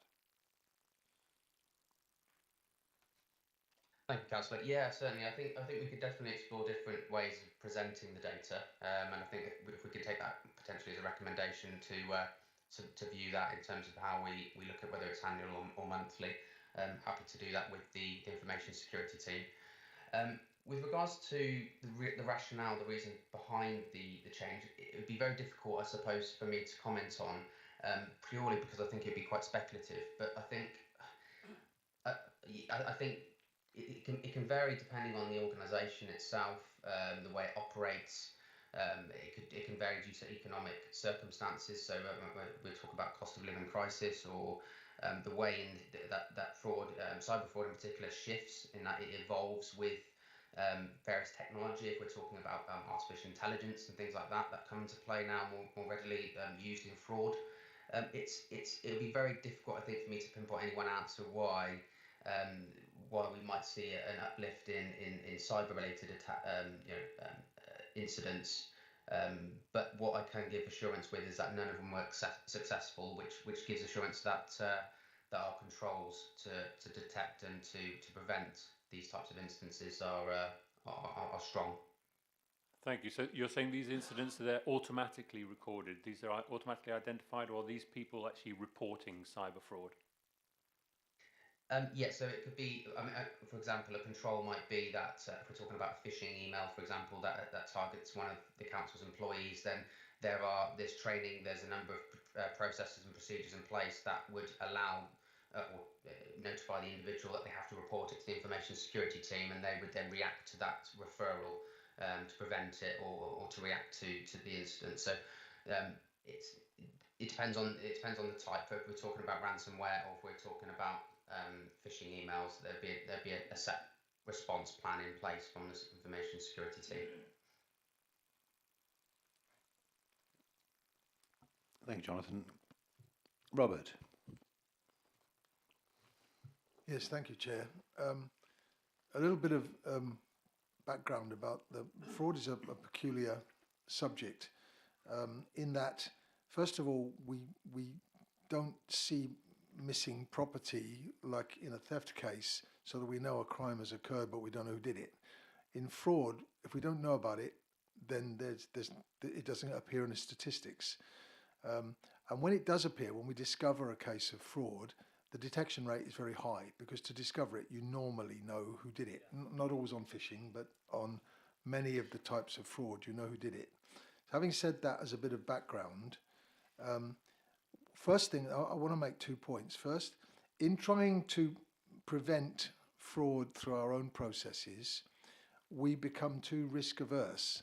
So, for example, if we're not willing to employ a small contractor until they've gone through all sorts of hoops to make sure that we're going to get not cheated, and the result is that we don't employ the small contractor, we pay through the nose for a contractor who's established those points already. That's the first thing. So the risk balance. Risk is about the likelihood of something happening against the cost if it does. And so if you have an axis where the risk of it happening is the vertical axis and the cost of that is on the horizontal axis, obviously the top right is the one you get most afraid of. And so risk analysis should be part of looking at this. What are the consequences if it does go wrong? And very often the consequences are trivial compared with the cost of preventing it happening, which doesn't seem to be considered. The other point is, in the 4 strategic approach principles that are listed in paragraph 6.1, the prevent does not include any mention, in fact nowhere through this does it mention anything about deterrence.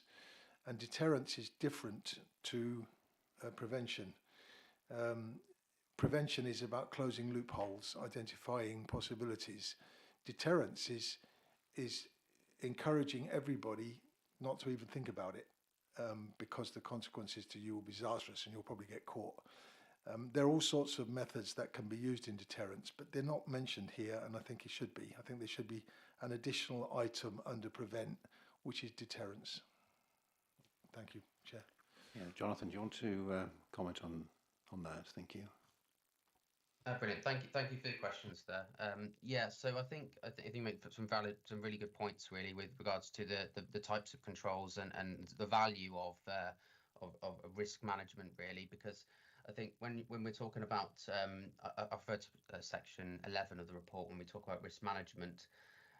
Some extensive work's been undertaken in 2023 where we've met with service directors, with managers, with officers across the council to really understand where the fraud risks are within the service areas that they operate, and to take ownership of those risks as well and make sure that they're understood. And also understanding what controls we have in place, making sure that, as you mentioned, that they're proportionate to what we deem the risk to be. So I think there's an understanding that sometimes we can't put 101 different controls in place because it's not cost effective, but it's understanding what do we look at that residual risk to be, and what's the proportionate response in terms of the controls that we have in place to mitigate that risk to an acceptable level. So that very much is taken into consideration when we've done that risk assessment. We've looked at things such as deterrent, preventative, detective, and directive controls, really to kind of understand that risk. With deterrence, I totally agree. Maybe we need to revamp the way the visual metric of our strategy pillars and include deterrence in there.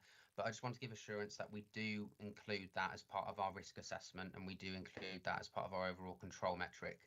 So I mean, just to corporately explain a few of the deterrents that we would have in place, not going into individual services, but as an organisation, it would be things like publishing successes. You know, we when we have a successful prosecution or successful outcome, we make sure that it's in the local media, and that acts as a further deterrent to stop individuals thinking about committing fraud against the council. Raising awareness as well, both internally and externally, that would be classed as potentially another deterrent.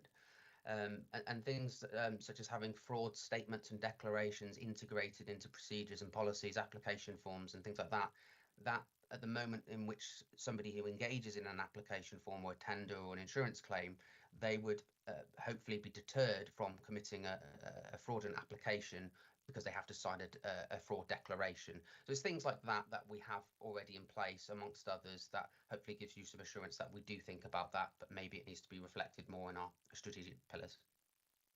Yeah, thank you. As long as it's reflected in what's actually being done, because the report doesn't really cover that. But what you've mentioned is very useful. Thank you. Jonathan, there's been a huge increase in referrals. In paragraph 17.1, you refer to 368%. That's a little bit historic. In the current year, have referrals continued at the same sort of rate or an increase? Yeah, so I mean, we report on calendar year, so obviously January to December. So we're only in at the end of January for 2024. So what I can say is it's a continued metric from what we've seen in 2024, in that referrals seem to be the same sort of rate as what we've seen in the previous year. What I would like to mention is that we only introduced our public referral hotline and our digital reporting form in November 2022, and it seems to be that increased visibility, and reporting platform is correlated with what we're seeing now in increased referrals. I think, you know, you provide a better platform for local residents to report fraud. You increase awareness, and naturally that's going to increase in the number of referrals, providing that they've got confidence in the service. That you know, you're going to see a correlation there. But I think in section 17.2 of the report, I do refer to other external factors that probably play a part in the number of referrals that we see, such as the cost of living crisis and potentially the inherent risk of fraud in council tax and benefits nationally, having an effect on what we're seeing. How do people go about referring if they want to do that, and how do you maintain confidentiality? Yeah, so I mean, we provide a number of different reporting avenues, both internally and externally. I think for external referrals, there's we operate a number of different things. So, for example, the digital reporting form captures information. It also has the option for the user to submit a referral anonymously as well, which the vast majority of our reports come through anonymously, and I think that's really important to protect the individual, or to encourage the individual to speak up and to refer their suspicions of fraud or wrongdoing. And I think the other avenues that we offer are the counter fraud hotline, and also through the post as well, for anybody that doesn't have the digital accessibility to report fraud through the digital form. Internally, there's the whistleblowing policy that offers protection and confidentiality rights to employees, and they're encouraged to use that as well. And that goes through the monitoring officer and reviewed by the monitoring officer before it comes to us. And there's an internal audit as well, which offers a counter fraud opportunity to report fraud through swap internal audit as well. Mark, yeah. Thank you, Chair. Just following on from your question there. So, Jonathan, do you feel that if this trend of increase continues in 2024, that that you have the resources to cope with it? It's a very difficult question. I think it would probably one for the council to review internally. I think and keep a close eye on the number of referrals that are coming through. I think it's important that we consider that we do match resources to the demand, if that's at all possible. But I understand as well that the council has external factors to consider in terms of budgetary requirements, etc. But if we were to see a trend like this increase, then we would have to potentially review that and make sure our response is proportionate with what we're seeing. Yeah, so if I just follow on, thank you very much, because obviously, the work that you've done to increase the reporting and to monitor it would be undone if there wasn't an effective response at the end of it. So yes, you definitely need to make sure the resources are going to be in line to cope. Thank you. Can I ask just a question on partnership, Jonathan? I was fascinated by the publicity in paragraph 16 about fraudsters prosecuted for laundering business grants. And it was the first time I'm aware that I've seen that publicity. So it was a little bit of a disappointment that we weren't able to get more coverage, or maybe other people might have seen it. But the emphasis is very much on partnership, isn't it? And working with other local authorities. The same person is doing the same thing across the country. How does that work? Almost as a deterrent, that people know the systems we're using, the intelligence we're using is across the country. I think it's vital, really. It's a vital message because we are nationally, what we're seeing is a 40% of crime is attributed to fraud alone. It's a huge figure, and only 1% of resources allocated to kind of match that. So there is a disproportionality there. But what we need to make sure is that, one, everybody understands their responsibilities in terms of how to deal with fraud. That it's everyone's responsibility in an organisation to tackle it. And two is that collaboration and joint working is an absolute must, really, because fraud is cross-boundary off the time. Sometimes it's international. Sometimes, more often than not, that you have different types of fraud being committed by different individuals, by the same individual. Sorry. So I think, So I mean, that's a perfect example of a case where we worked with the National Investigation Service, we worked with Suraku and multiple other local authorities that were affected. And it wasn't just business grant fraud, it was a number of other different types of fraud being committed by the same group. So it's in order to get an effective result and outcome, it's an absolute essential. And in that case, I think you successfully prosecuted, but you're still trying to track the proceeds of crime. Is that right? Yes. So that's kind of step one, really, is getting the outcome of prosecution in this case like this, and then the next part is to try and recoup as much as possible of the public funding that was lost through the fraud. So that's ongoing, and that's the next step, really, of that case. Thank you, Robert. Yeah, just a quick clarifying question to you, Jonathan. Did these figures on fraud include the related offences such as pecuniary advantage or false accounting, those sort of things?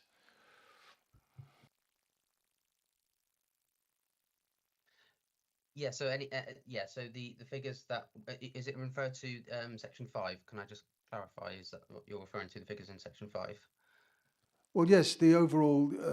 This is a report on fraud. Does that report including in the statistics, the related offences of obtaining a pecuniary advantage by deception and so on?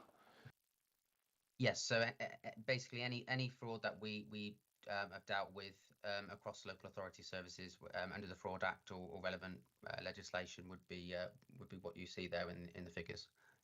Yeah, thank you.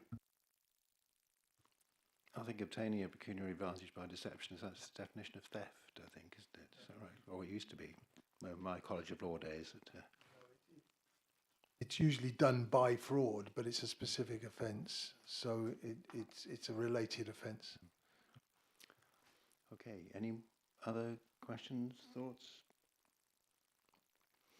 Well, Jonathan, thank you very much for this really detailed report. I think the work you do is in itself a deterrent, and we wish you good luck with recovering money for the benefit of all the residents of Herefordshire. So thank you very much, and I just make this recommendation. We reviewed the report and confirmed it's satisfactory in providing members with an accurate record of the latest counter-fraud activities across services. All those happy with that recommendation, show thank you very much. Thank you, Jonathan. If you want to stay, you're more than welcome to, but I'm sure you have plenty of other I was going to say criminals, but that's suggesting that we are. Okay. So item 11, update of finance and contract procedure rules. Rachel, I think this is another one of yours. Thank you. Thank you, Chair. So this is an update to the finance and contract procedure rules. The contract procedure rules have been updated to reflect new thresholds and to be compliant with current legislation and regulations. And the finance procedure rules have been updated to incorporate additional evidence requirements for journal transaction postings in year and to provide clarity around the roles and responsibilities for the delivery of projects across the council. I'm happy to take any questions. Carrie, welcome. Thank you. So my understanding is this is an update. This isn't making significant changes to the policies which have existed for some time.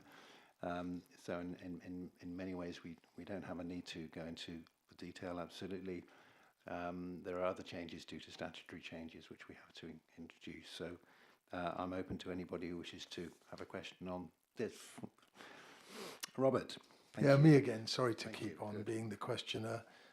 It is pretty well known that when you have a small contract, if I contract somebody to do something in my garden, like dig a trench, that costs me a certain amount of money. And if the council does it to dig a trench somewhere, it's going to cost a great deal more. And that's because of the way in which we deal with the procurement process.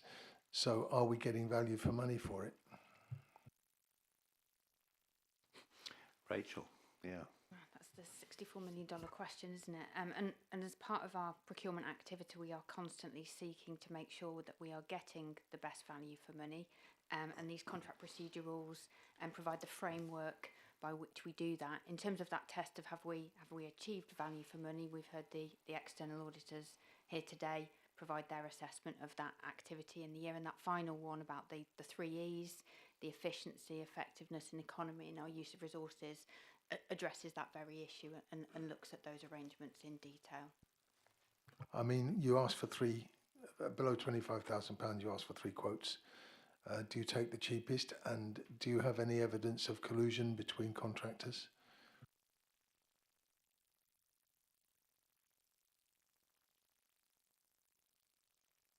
Speaking through you, Chair, thank you. So we do check. So it's not just the cheapest price; it is based on quality as well. So it's the most economically advantageous response. So the best value overall. With that, yes, we do make sure that we check that suppliers aren't colluding where they shouldn't be, and we also undertake SIFAS checks to make sure that there's no fraud that's being undertaken either as part of that. So yes, all those checks are undertaken as part of our standard procurement process. Corey, I have a couple of questions as well about local procurement. So how do we encourage local businesses to win the contracts? We want to encourage local businesses. And the other question is, as a small business, it might be quite difficult to get access to the website or whatever we use for accepting quotes. I've heard some residents have a struggle to get into the system, and so they feel disenfranchised. I wonder whether you can comment on those 2 points.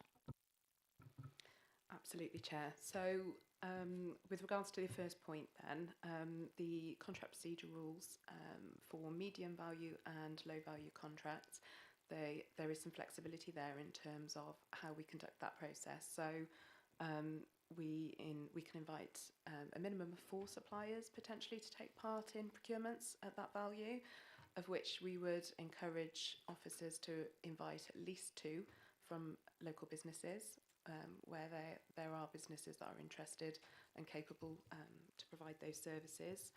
So, and that could also include companies from VCSE or SMEs as well. So we have that flexibility to be able to invite at that level. We also, when an opportunity arises, we've got the opportunity then potentially to divide contracts potentially where there's an opportunity to do so, to encourage smaller local businesses to be able to bid for contracts where it's possible for them to do so again. So we can apply lotting strategies in our procurement processes. And in terms of social value as well, we include social value within our procurements, which encourages even some of the bigger contractors potentially to employ local people or use local supply chains through their contracts as well.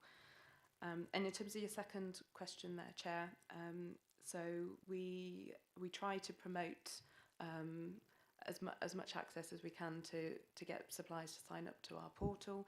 So on our council website, we have a link there to the portal that we use to publicise our tenders. So we've got contact details there if any suppliers are having any issues with registration.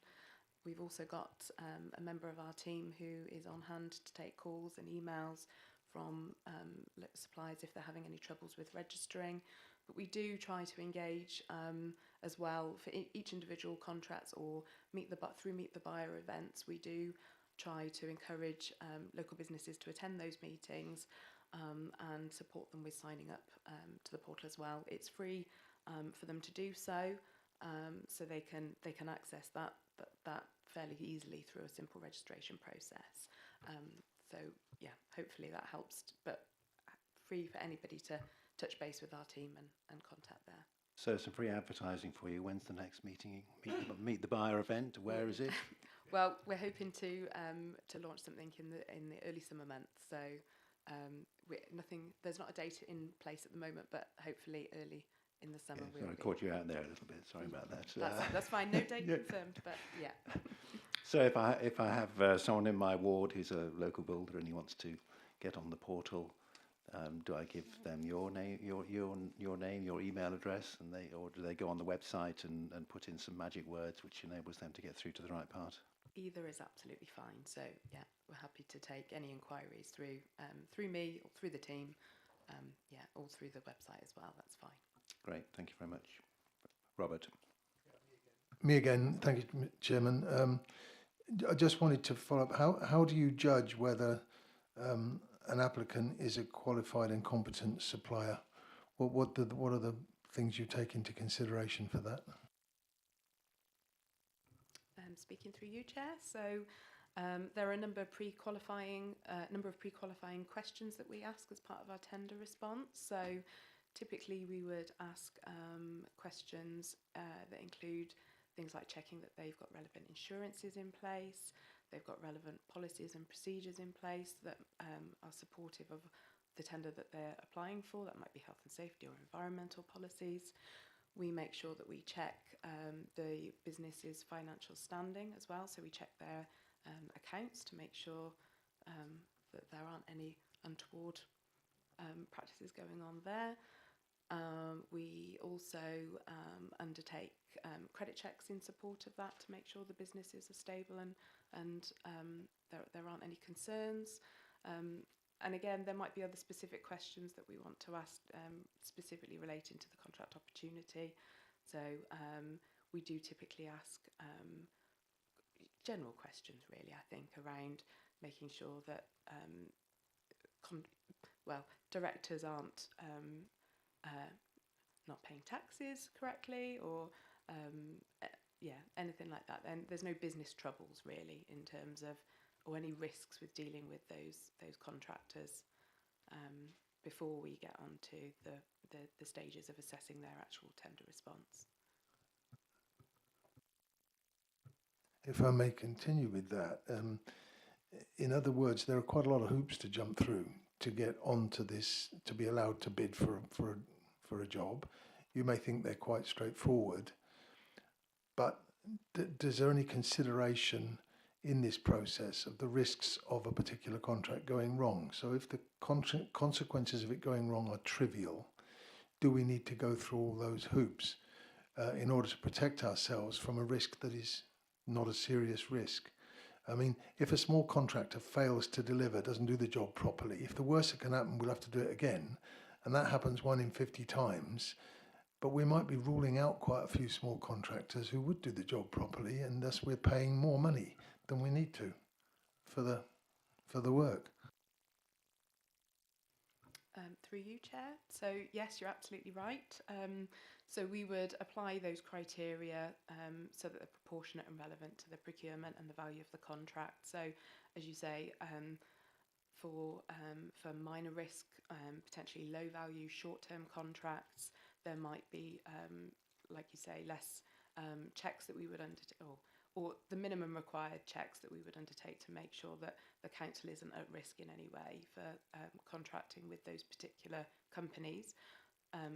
Obviously, that increases subject to the nature of the contract, or the value of the contract as well increasing, and the risks associated. So we would apply them proportionately where we can.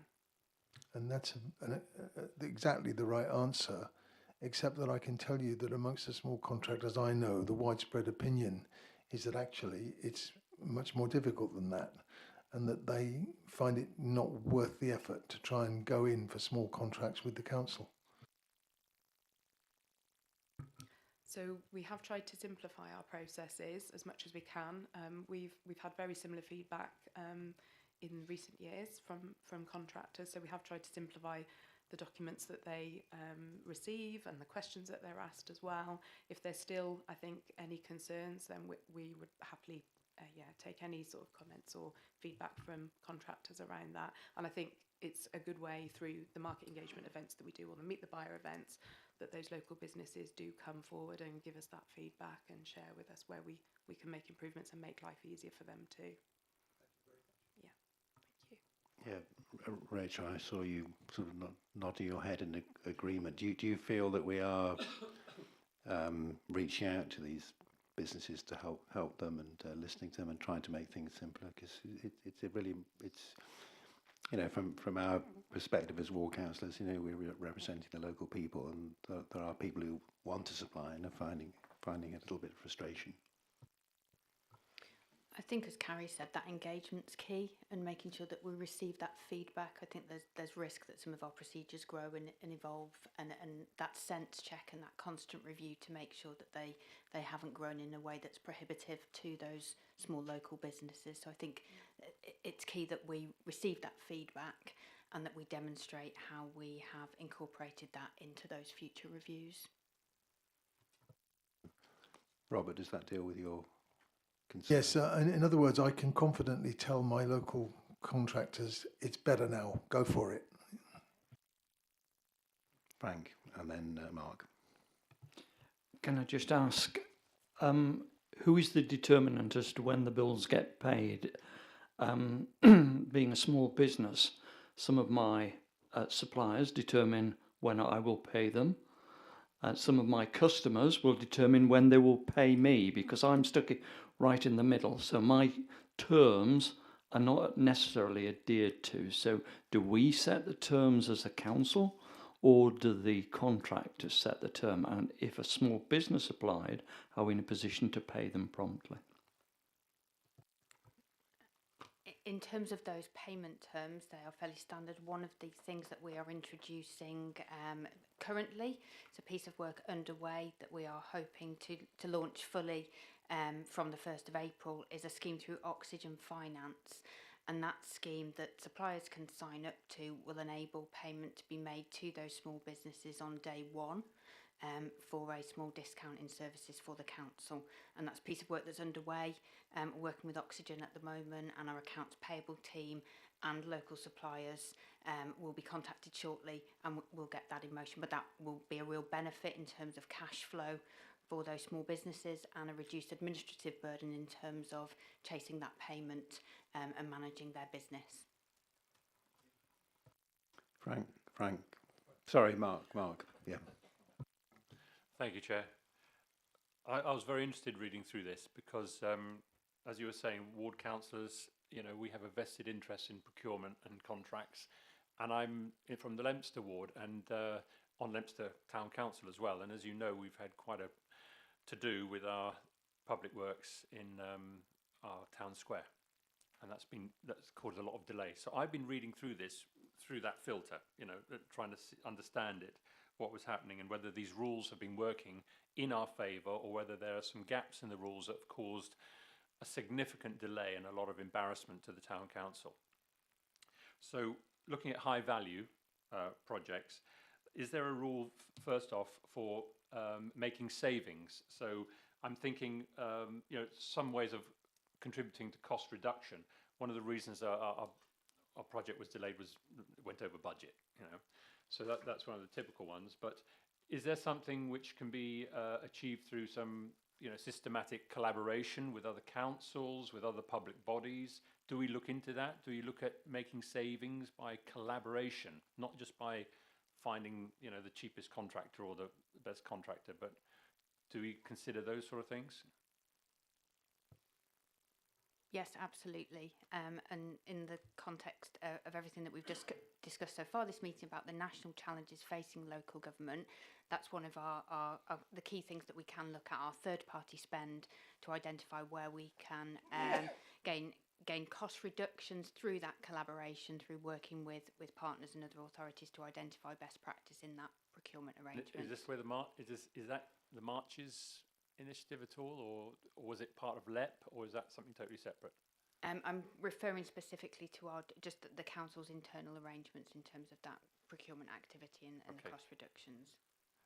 Thank you. The other one then was on planning a procurement. This is 4.6.16.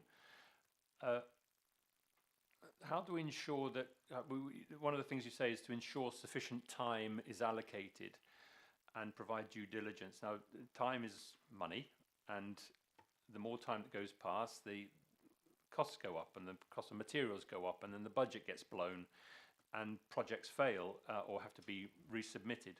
So how do you cope with that situation where you have these long-term, high-value projects where the budget is set, you put in some flexibility for it, and then it all goes wrong? I mean, is there anything that can be done to improve that so that it reduces the number of times that happens? I think that's one of the things that we're looking at the moment in terms of our managing procurement activity. We have a contracts register and we have a pipeline, and you're absolutely right that it's the timely procurement that puts us at the best advantage. In terms of that time delay, you're right again, it's a reasonable estimate at the start of the process that we make, and inevitably the world changes, market conditions impact then sometimes on the final value, and that's something that we are reviewing at the moment to understand how we could perhaps improve that activity. Yeah, thank you. And I grant that there were some exceptional circumstances recently with COVID and with supply chain problems and all that. Thank you. Then these questions may be to do with SWAP and internal auditing.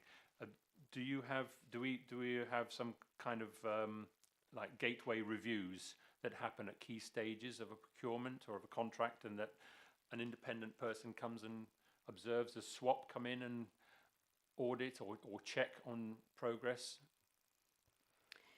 In terms of the approved internal audit plan, there are some key audits that occur throughout the year that would look at some of those measures, and certainly if we wanted them to look at a particular procurement activity, that's something that we could engage them on. And currently in the audit plan there will be key financial systems audits such as accounts payable that will look at a cradle to grave of transactions across procurement. So it is something that internal audit will review as part of regular work and also ad hoc if instructed. Okay, so that's great. They can do a post-mortem on a project then, or on a procurement, but they could also do an ad hoc review, yeah? Their work's aligned to risk, and that approved audit plan comes to this committee to approve their work programme for the year. So could we ask them to look at specific projects, or are you saying that they can only look at general? No, I think you could ask SWAP to look at specific items for you. Thank you. Okay, and then thank you very much. Finally, I think 4.6.65, it's sort of page 86. Let me just see, get this going. There was any variation or extension must not alter the overall nature of the contract or the framework agreement, and shall not be aimed at circumventing these rules and the legislation. So my question is, well, clarify, what can you say, well, what if it does? You know, what if that does happen? What if there is a variation? What if it does alter? What are the consequences of that particular statement? So typically then that would be raised with my team, so commercial services, and with legal services. So we would review that to make a judgment as to whether or not that would materially affect the overall nature of the contract. If it was deemed that it did, then our advice would be to reprocure that contract in compliance with the contract procedure rules and procurement legislation. And that obviously that's then with the officer to decide and make that decision. So could you just explain reprocure to me? So that means stop the contract, put it out to tender again? So it would. So this would be with regards to contract variations or extensions. So we would, yes, absolutely, we would suggest that they run to their natural expiry date, and rather than extending or varying the contract, we would seek to, well, we would advise that they reprocure the contract then thereafter. So we'd go back out to tender where it's suitable to do so, yeah. Understood. Okay, thank you. In my final one, page 88, training, 4.6.74. And yeah, that's page 88, that one there. Right, so any officer leading a procurement activity shall be appropriately trained or have experience commensurate with the nature and procurement. What happens if we don't have the resources? How do you know, you've got a huge load of work that needs to be done, loads of procurements need to go through the system, and you've only got a finite number of people to do them. How do you manage that? So luckily at the moment we do manage it quite well. If for whatever reason there is a resource issue, then potentially we would seek to appoint an external advisor to support us with that, but that happens very rarely, to be honest. So our team are sufficiently resourced at the moment to support directorates with their procurements. All of those individuals are undertaking professional qualification training as well, and it's a requirement for officers also conducting procurements across the council that they undertake specific training courses that our team, commercial services, hold periodically throughout the year as well on various topics to do with contract management and procurement as well. Okay, just to pick up on that, you said they are undergoing training. Does that mean that there is continual training, or that these people, although they're in place, they haven't been fully qualified yet? So they're undertaking training at the moment. So they are they're undertaking their qualifications to gain a specific level of training. So depending on we have procurement officers and commercial officers in our team. So there'll be a requirement that they're qualified to a certain level potentially. Sorry, they will be. So you mean that at the moment we've got officers in procurement who aren't actually fully qualified? So some are, and some are still undertaking their qualifications at the moment. Yes. Thank you. That's it. Okay, thank you, Mark. Robert, did you have some? I do, yes, thank you, Chairman. Well, I have a concern that when, well, I don't know if you have the data on this, when the successful tenderer, do you have data about how often they are not actually carrying out directly the vast majority of the work? I understand where, you know, a big contract, they need to subcontract to specialists for certain parts of the contract. That's perfectly reasonable. But if the contractor, the person who wins the contract, is subcontracting a major part of the work, why wasn't that subcontractor directly employed? Because there's a level of profit taken at each level. And if the reason is that that subcontractor would not have directly qualified, they wouldn't have satisfied your criteria for tendering, then why are they being allowed to do the work at all, even through the one who did win? So I'm a bit concerned about the nature of those type of contracts, and they're mostly large contracts for that sort of business. So you're correct. Yeah, they usually are the larger contracts, to be honest. So sometimes it is more cost effective for us to appoint a single contractor to manage those subcontract arrangements. Then they will have the specialist expertise to be able to appoint appropriate subcontractors to work with them. They'll have already agreed supply chains and contracts agreed with those suppliers, so that we are getting the best value.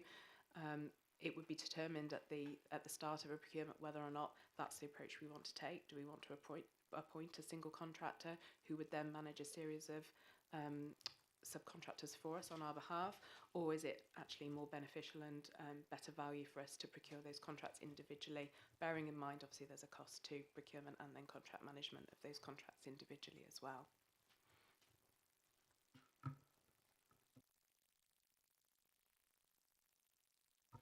I think you've done very well, Gary, to deal with all those questions. Well done. Excellent. Just out of curiosity, so how what's the value of the contracts that are placed? I suppose some things are outside your ambit completely, aren't they? And you know, if it's children's services, presumably you're not involved with that. Or would you be involved with some commissioning contracts, that sort of thing, or just? So our team would support all of the council contracts where we can. So yes, they would include some children's contracts where we are commissioning services from third parties. Yes. Right. So big sum of money to be accounting for. Lots of value for money, hopefully. Hopefully. Good. So no more questions, I don't think. So go to the recommendation is with the committee has reviewed and approved the updates of the contract procedure rules at Appendix 1, financial procedure rules Appendix 2, and the financial procedure rules guidance notes at Appendix 3. All those, are you happy with that? Everybody show a hand. Thank you very much. Thank you. If you want to leave, you may, but if you want to stay, you can. So item 12 is the internal audit report, and today we welcome Rupert for the first time, and I think it might be Amy's first meeting without a background of the Skerrid behind you, so it's nice to see you in person. Are you going to introduce this, Rachel? No, I think, okay, we'll go straight to Amy or Rupert to introduce this report. Thank you. Well, thank you very much, Chair, and good afternoon, members. I'm Rupert Bamberger, Director of Continuous Improvement at SWAP Internal Audit Services. I'm here today instead of Ian Housestead, who usually attends the Audit and Governance Committee meetings. Just for context, Ian has had to take some time off recently, and looking at his sort of capacity going forwards across clients, we have decided that going forwards it'd be myself and my colleague Amy, who you alluded to there, Chair, that you've met and sort of familiar with committees, and we'll be taking the lead at Herefordshire in terms of SWAP and internal audit. Ian will continue to kind of work in the background, so he's still with SWAP, so he'll work on any residual projects and any work, obviously just to ensure that smooth and complete handover. Just to add some sort of context and reassurance to the committee in terms of my role, although my job title suggests it's a continuous improvement, so an internal one at SWAP, Most recently, before that role, I was Head of Internal Audit at a unitary authority in the Southwest. I've also acted as Head of Internal Audit for other councils, including sort of London authorities, police forces and the London Fire Brigade.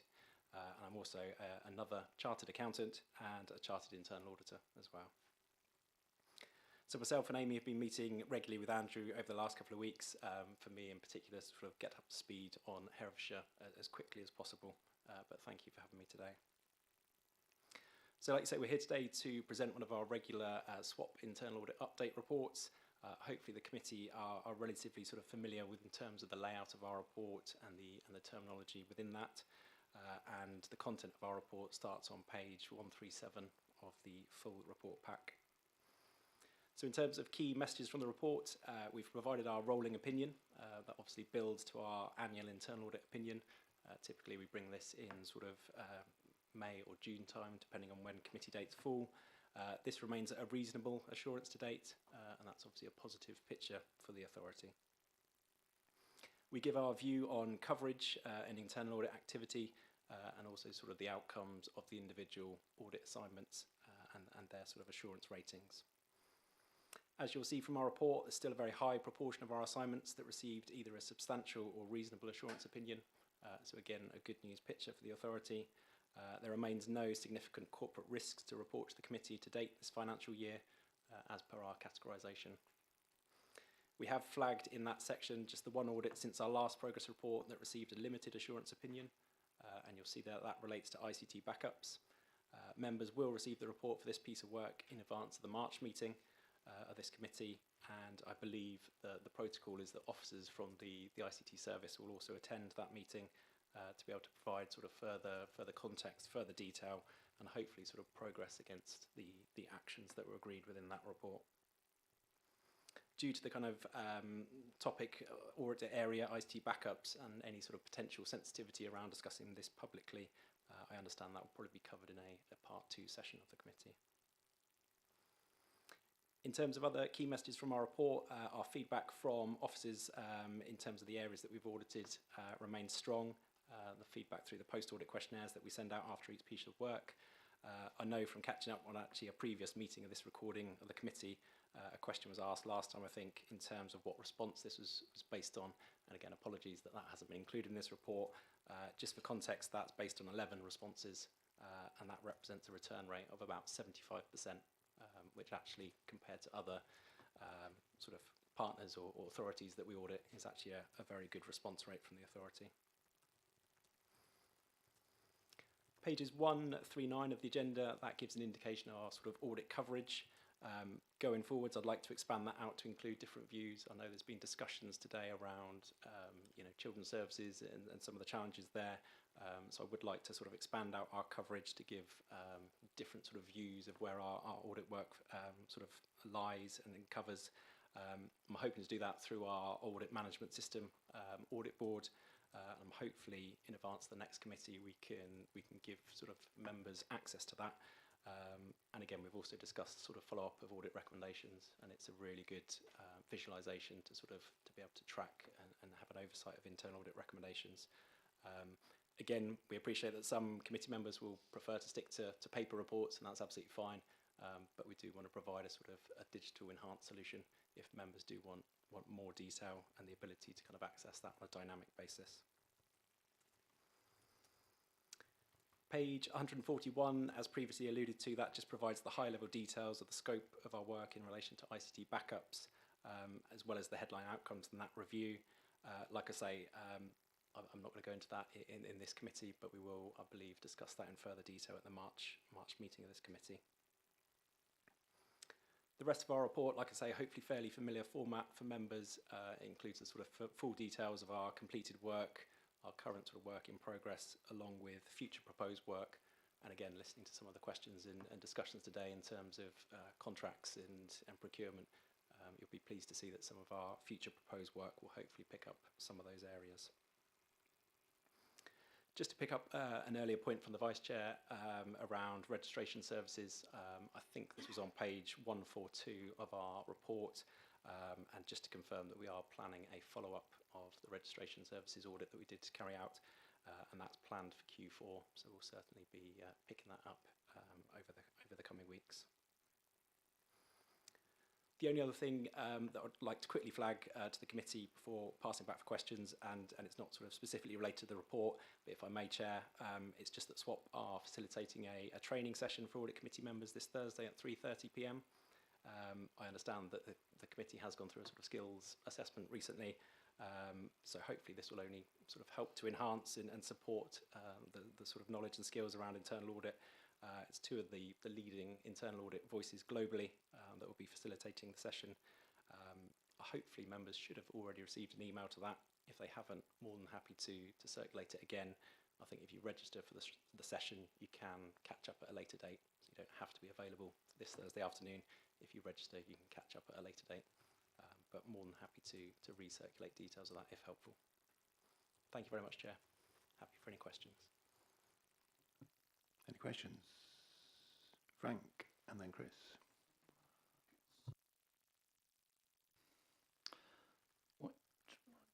Just checking the page that I liked. Page 139 then, when we've got 2 adequates and 1 good under those corporate priorities. Whose responsibility is it to move those adequates to good? Is that us as councillors, or is it us for the officers?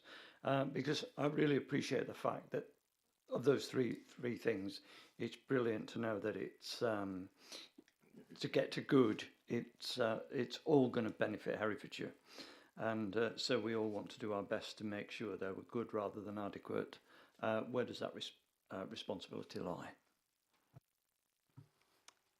Thank you, Councillor. A good question, and I think the answer is probably a joint responsibility that obviously first and foremost we'll speak to officers around the sort of coverage and the programme of internal audit work, and hopefully agree a sort of a balanced and proportionate sort of internal audit plan that provides reasonable coverage across sort of all areas. Obviously we bring it to members, that members can then comment on that, and if they're sort of have questions or indeed sort of believe that coverage should be reallocated, they can obviously provide that feedback, and we can then have discussion with officers to sort of realign the audit plan if possible. Just as a clarification, that first column, that represents our sort of coverage, so that's how many of our audits sort of link to those areas or those priorities. The second column is then our sort of outcomes from our audit work. So the first one represents sort of how many audits we've done in that area, and the second column represents the kind of the outcomes of those audits within that area, if that makes sense.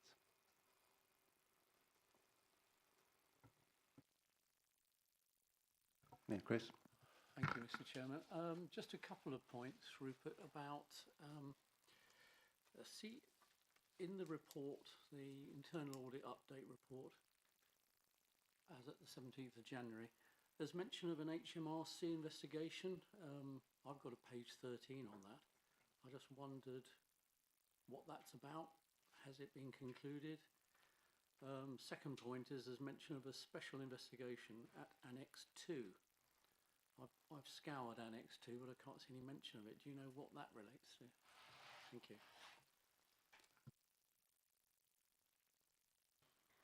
Yeah, Rachel, do go.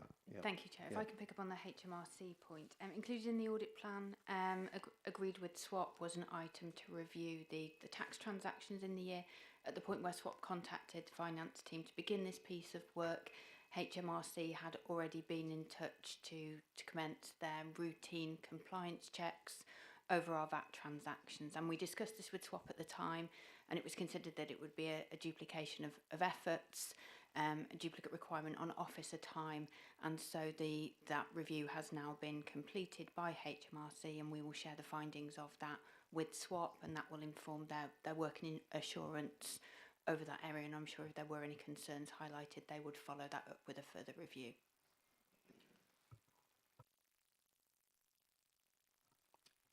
Aubrey, yeah. Thank you, Chair. On page 147, or your page 10, follow up a public realm, Balfour Beatty Living Places related audit is scheduled follow up on the 21st of April. can you advise us on what the status of your report on that, on the Balfour BT Living Places contract? Thank you, Councillor, and a good question. Our report's not finalised yet, and I think through conversations with Andrew has sort of mentioned the sort of drift on certain audits, and we are working hard to ensure that if we've started a piece of work, we obviously finish that on a timely basis. So it's still in progress. We haven't finished that yet, but we will be looking to finalise that as soon as Look possible. forward to it the next time. Yeah. Yes, thank you. Thank you. And can I just ask, regarding the bus service improvement plan, the council was awarded a sum of £952,037 for the financial year 23-24. And I understand that the council's intention was to use this money to improve frequencies on existing bus services. But as far as I can, it doesn't seem that any expenditure has been allocated as yet of that grant. Have you looked at this, and in view of the grant deadline drawing to a close at 31st of March 2024?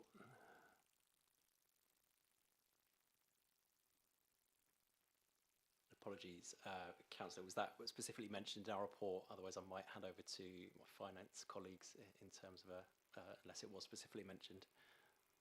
Yeah. Joe, I don't think it's in the report. That's a current live grant claim, as you say. We've got a few weeks to go till the end of it, so it won't be in scope for to be looked by internal audit. It may be one of the Section 31 grants that needs a sign-off. So I'll take that away and we'll come back to you with an update. So I'm not close to the detail of where we are, but it's not at the moment in SWAP's works programme. Yeah. But yes, just to confirm that we're not in danger of losing the grant and being outspent. Yeah. Thank you. Mark. Thank you, Chair. Welcome, Rupert and Amy. Thank you for this report. As you heard when I was talking to Carrie about procurement, I'm interested in public realm contracts. And on page 142, in the follow-up audits, you've got public realm contracts in progress. They can last for a long time, many years, some of them, and or they can be very short. How do you, do you select them, or are you invited by the contracts team or the project office to come and audit? Because as I was saying to her, that there's this option of having reviews at key points in a project, and it would make sense if you were either made aware. How would you know when a key point was coming up? You'd have to be invited in to check and to do some sort of gateway review and make sure that things have been done properly before they move on to the next. Or do you just do in your public realm contracts? Do you wait until the end and do a retrospective post-mortem on it to find out whether it adhered to the rules or not? Can you explain a bit more about that? Thank you, Councillor. That specific piece of work is actually a follow-up of all the internal audit actions that we've made relating to BBLP or the public realm. So we've done a number of pieces over the last few years, and that piece of work picks those all up and makes sure that the actions that we've made have taken place, as opposed to, I think what you're saying is coming in on different procurement pieces. Yeah, I think that can happen. Andrew can ask us to do that. You can ask us to do that. But that specific piece of work is picking up all previous actions and making sure the council has done what they outlined they were going to do. Thank you. And if I may, Chair, I've got a couple. Just another one. You mentioned you might want to take this afterwards as a confidential item, but I see that you've got disaster recovery and ICT backup in the audit title under rolling audit plan. That's page 142 or page 8 of your flyers. Can you explain why disaster recovery and ICT backup, how come they're separate?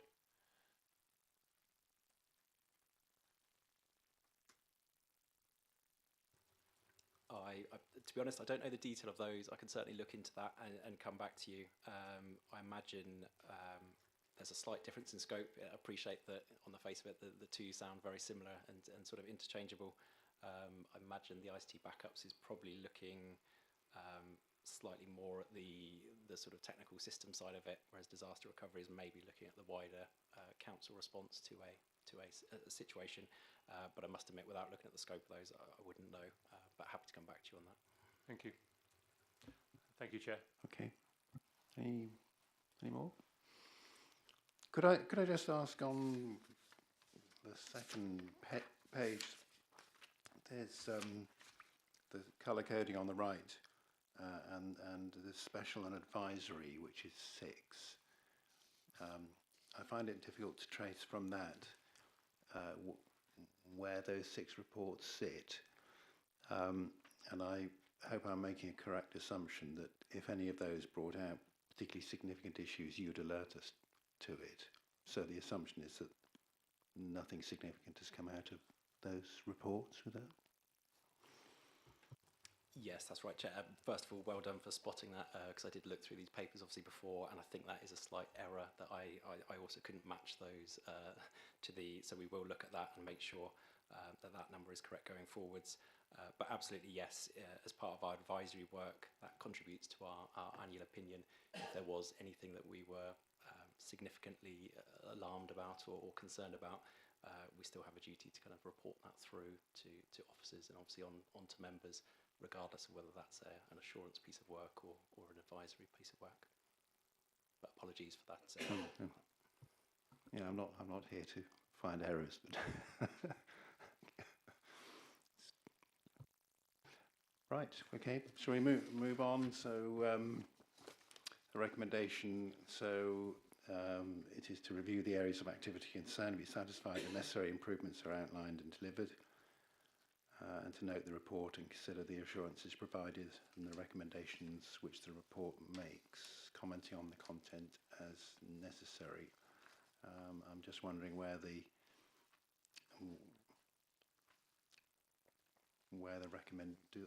any recommendations in this report? Can anybody help me? Maybe it's in the covering note.